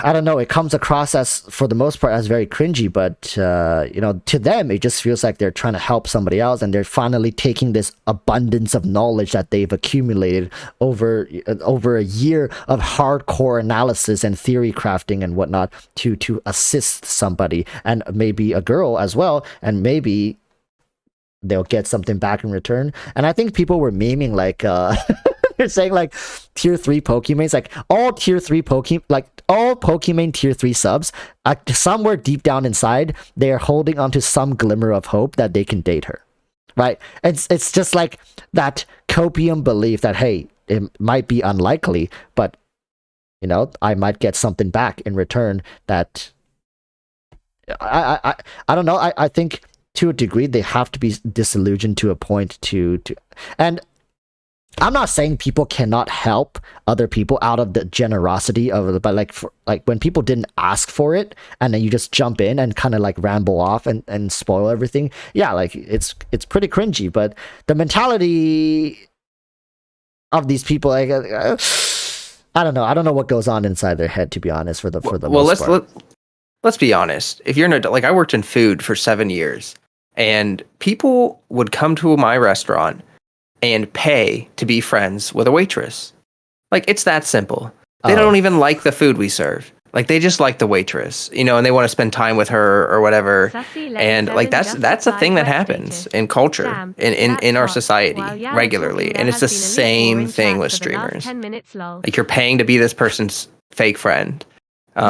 Because obviously they don't really care about you, or else they would spend time with you without your money.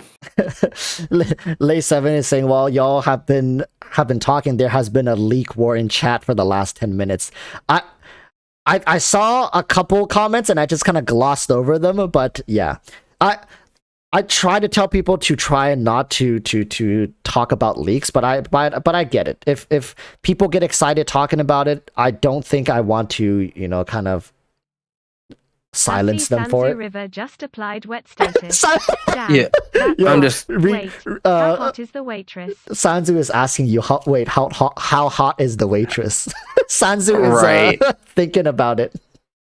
Right. Well, I mean, that's part of. I was a server for 2 years, and I made a lot of friends with people that I didn't really care about, but they tipped well, and that's sales, yo. I mean, it's like that's just the way it be. I mean, we're all entertainers in a way, and so if you're entertained, I mean, then you're paying for it in a way, I guess. But yeah, I mean, she wasn't that good looking. I'm gonna be honest, like. Clip that! Someone clip that! We need to find this woman right now. We need to find that lady. Watch, next time you stream, the lady is gonna come in like, hello, I'm that waitress that you were talking about. You said I wasn't that good looking. Excuse me. I'll let you know I have a C6 hutao. Oh, I hope not. Probably thicker than a Snickers, Sansu. But yeah, I get what you're saying in that how do I with different cultures, this has been accentuated to a larger degree. Like on the topic while we're talking about this parasocial relationship. Like for example, in Japan. Wet status. Damn, that's Because hot. my girlfriend is from Probably Japan, thicker and than a I Snickers asked her shampoo. about this, and she has told me about this. There's a lot of businessmen, all right, get this, not everybody, but there's a lot of businessmen who, after work, is pretty customary to go drinking, to go hang out, and sometimes they go to these bars to pay like a large amount of money to drink with beautiful women. Right. It's called a kyabakura, and it's very popular. And there, okay, for reference, there are people, the top hosts and hostesses. I'm sure some of you guys have seen this on YouTube. Like, there's tons of content talking about this culture. That these hosts and hostesses are loaded. Like, some of the top hosts and hostesses, like, casually can drop hundreds of thousands of dollars daily. Like, it's.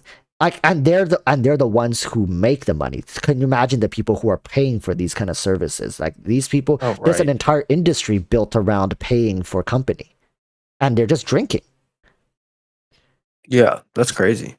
And that's Japan, right? I mean, that's a culture that is very closed off. They're expected to act very, like, in a very neutral manner on a daily basis, so they don't get to let out a lot of these emotional out. Like, people in the West, we don't really have that much of a need for this, but I guess if you're lonely and you have a lot of money, going to a bar, going to a club, you know, having somebody who worked there that you've known for a long time, and you pay for their services, and you just sometimes you just want to sit and talk and tell them about your day. It's not that rare to see, and I think with the internet, it gets more and more towards that. Every time, like every time I go to a restaurant or a bar, like, I talk to the people there as well, and I'm just like, hey, you know, like, you got any regulars? Like, yeah, I got tons of regulars. They come in. There are people who say, like, I've been working here for 20 years, and I got a dude who's been coming to this restaurant longer than I have worked here. They know the last bartender that works here. So, yeah, that's how it goes. It's yeah, and I can see the dedication these people have, like, for these long-term relationships that they've built up over multiple decades. Damn. Yeah, it's pretty crazy, and it really blurs that line of, like, you know, like, I mean, I had people that I liked serving that would pay me money, and they would tip me well. Those were obviously the best customers, because you're getting paid for having a good time. But, like, there's also those customers that you just do not like, but they tip well, and it's just like, you have to fabricate the relationship. You know, you have to come up with ways to seem interested in what they're talking about, or how to, you know, it's crazy. Wet status. Damn, that's Martina says, says, I do that for free, a lady. He says, drinking with lonely men, I do that for free already. Like, here's the thing, right? I think there's a skill in keeping people company, right? And I don't think anybody can just sit down, drink with somebody, or talk with somebody and keep them company and having a good time. Because first and foremost, yeah, you're drinking. Drinking is drinking, but having a good time without physical contact, that's the skill in of itself. Yeah, that's true. And I mean, that's yeah. I think a lot of streamers, especially the bigger ones, have found a way to give people a good time without, you know, without them even noticing it. Yeah, well, you know, when I was being trained for management, I worked for Panda Express. My trainer guy told me, he was like, you know, the point of being a manager is to create an atmosphere. Like, you are creating the atmosphere that everyone is going to follow, because they're looking to you for leadership. They're looking to you for whatever. So when you walk into the restaurant, you need to be thinking, like, what atmosphere am I creating? How is everything around me happening like that? And I think that's kind of what content creation is. I mean, you're creating a vibe, you're creating an atmosphere, and, you know, when people connect with that, or they like it, or they get along with it, or they, like, I think a lot of people watch streams and watch content creators nowadays because they're looking for that kind of catharsis in this lonely world of hearing someone give off a vibe they like, or, like, have a take they like, or, like, something like that. Because, I mean, we're all pretty isolated nowadays. But when you go Yeah. online and you find a little bit of connection there, it feels great. You know, it's nice to find. Yeah. I yeah, and I think why I even started streaming to begin with is to create that environment for myself. I couldn't find it because I had to create it. Somebody with, I mean, you guys, especially you guys in chat, you guys must know people who have hot takes like I usually do, usually don't end up very liked in communities. So the only way that I could stay happy doing and saying the things that I do and say is to create my own community.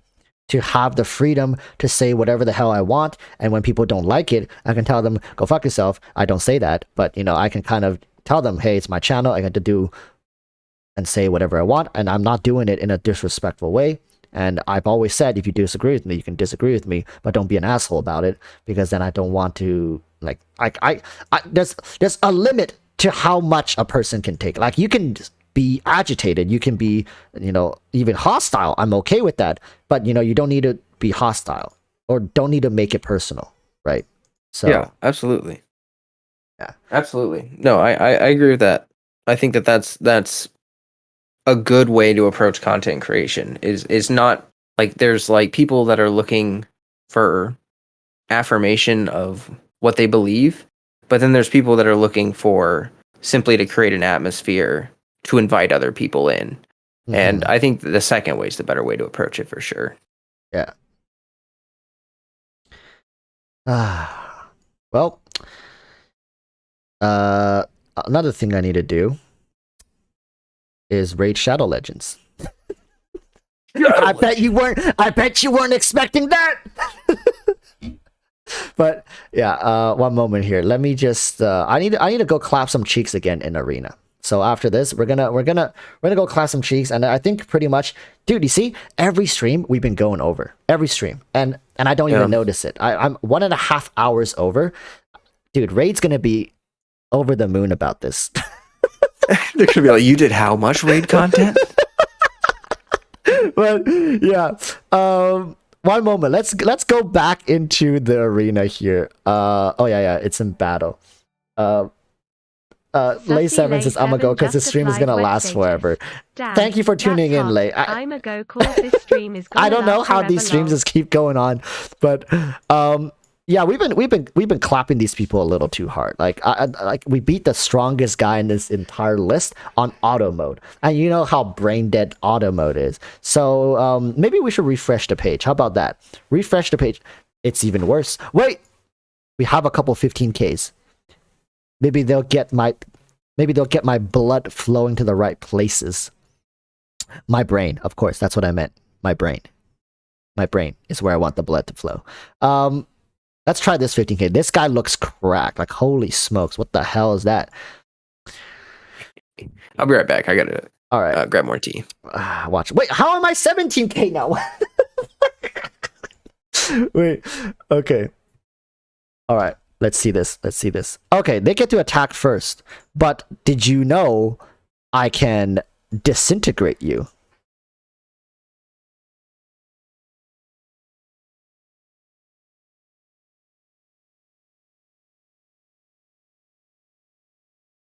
What the what happened? What?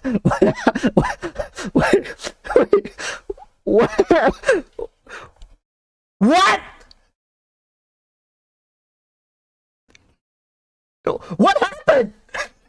Wait, what happened?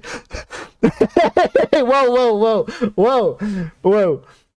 Person with a name says, thanks for the review. I gotta go now. Take care, man. No problem. We took a little while to get through it, but I hope this was helpful. But hey, I gotta clap this cheek real quick. Wait. Who killed me? Who killed me? Wait, no. No, I'm scared to attack now. Okay, I can revive one person, but who do I revive? I'm gonna revive this dude. Oh my god. That guy's not coming back. Oak. This guy's not coming back. And I'm back. What the fuck? Are you clapping cheeks? You might want to watch the replay, man. Oh, what's going on here? Oh, shit. Wait, my butt cheeks have never been tighter. My Oh, butt that cheeks. dwarf's about to carry you. Ah! Ah! Ah! Ah! Yes. Yeah, look at that. Oh my god. You would not believe how this fight started. Holy Oh my god. Oh my god. Still Yo, that dwarf is S tier. Still clapping cheeks. Yep. I don't even care about the raid tier list. What's her name? Molly. You know what? I care enough to look it up, but this character has to be S tier. All right. Raid Shadow Legends tier list. Come on. Chat right now. Molly, where do you guys think Molly ranks? Where does Molly rank? Probably like A. I don't know. All right. Let's see. Molly.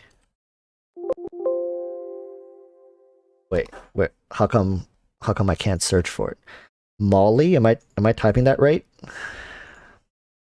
Come on, she has to be like a hard carry. Like, look at that. Oh my god. What's her name? Molly Tankard. Oh, that sounds kind of... Molly. Oh my god. What? Oh my god. What is she, like triple S tier? What's going on? She's like top of the S tier charts. Oh. She's oh like my god. What dwarf the- tier list. She is like, oh my gosh, she's only behind Grizzled Jarl, whatever the hell that is. Wow. You just won the game. There it is. That's my Ganyu written raid. I beat the game. This is Ganyu, guys. Yeah, I have an S tier character in this game, by the way. Just letting you guys know. Easily clapping cheeks. Dude, I literally, like, 2 of my character just straight up got disintegrated. I'm talking straight disintegrated from the get-go of that fight. I blinked and they were kissing the floor. Dude, I was like, oh, let me just start off the game with some disintegrate, and I blinked and 2 of my guys were fucking on the floor. Oh, Oof. well. Easy clap. I got Molly. There you go. But anyways, I think it's about time we end the stream. I hope you guys had fun. I hope you guys learned something or got something out of the conversation. Thank you, of course, to Flowcat for joining us, coming in, carrying the last bit of this stream here. Yeah. And yeah, if you guys haven't done so, go subscribe to Flowcat. Were you able to? Oh yeah, here I'll put the link in there again. Like, type it in.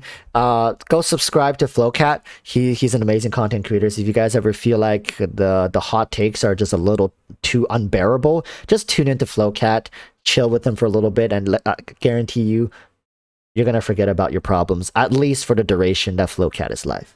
So apart from that, of course, I have to thank Raid Shadow Legends. They have been an amazing sponsor. This is the second time we're working with them on this channel. And if you guys enjoyed what you saw today, you can go check it out for yourself. The game is free to download. They have a PC. They have a mobile version. I don't believe they have a PlayStation version, but PC, mobile, they both have already integrated platforms for those. Enjoy it. It's their 3rd anniversary. So starting now using my link, you do get benefits, bonus starter packs, and yeah, you know, I'm in here clapping cheeks. As long as you don't run into me, you should be safe in the arena, and the campaign is integrated well, and there's a good story for you to kind of just sink your teeth into. It's something to do on the side. As you guys saw today, I was playing Genshin, I was talking to Genshin, talking to Flocat, and I was able to play unhindered. Building characters is an experience in of itself as well. So thank you again, Raid Shadow Legends, and make sure people to go check it out using the link in the description or in the pinned comment. Love you guys very much, and thank you, Flowcat, for tuning in. And thank you everyone else. Thank you, Sanzu. Lei, I think he already dipped, but thank you everybody. We're gonna be doing the winner for the giveaway next Wednesday, because we haven't figured out the account information yet. All right, so that's happening next Wednesday. Hope you guys stay safe during this time, stay strong during the drought period, and if you can kind of survive through this, I hope, fingers crossed, Dendro Sumeru is gonna, you know, clap cheeks as hard as I did in Raid today. So Flowcat, anything else you want to add in? Stay hydrated, chat. Make sure you're drinking your water. Yes, and with that said, I'll see you guys next time. All right. Bye-bye. Bye. Till then, stay safe. Peace.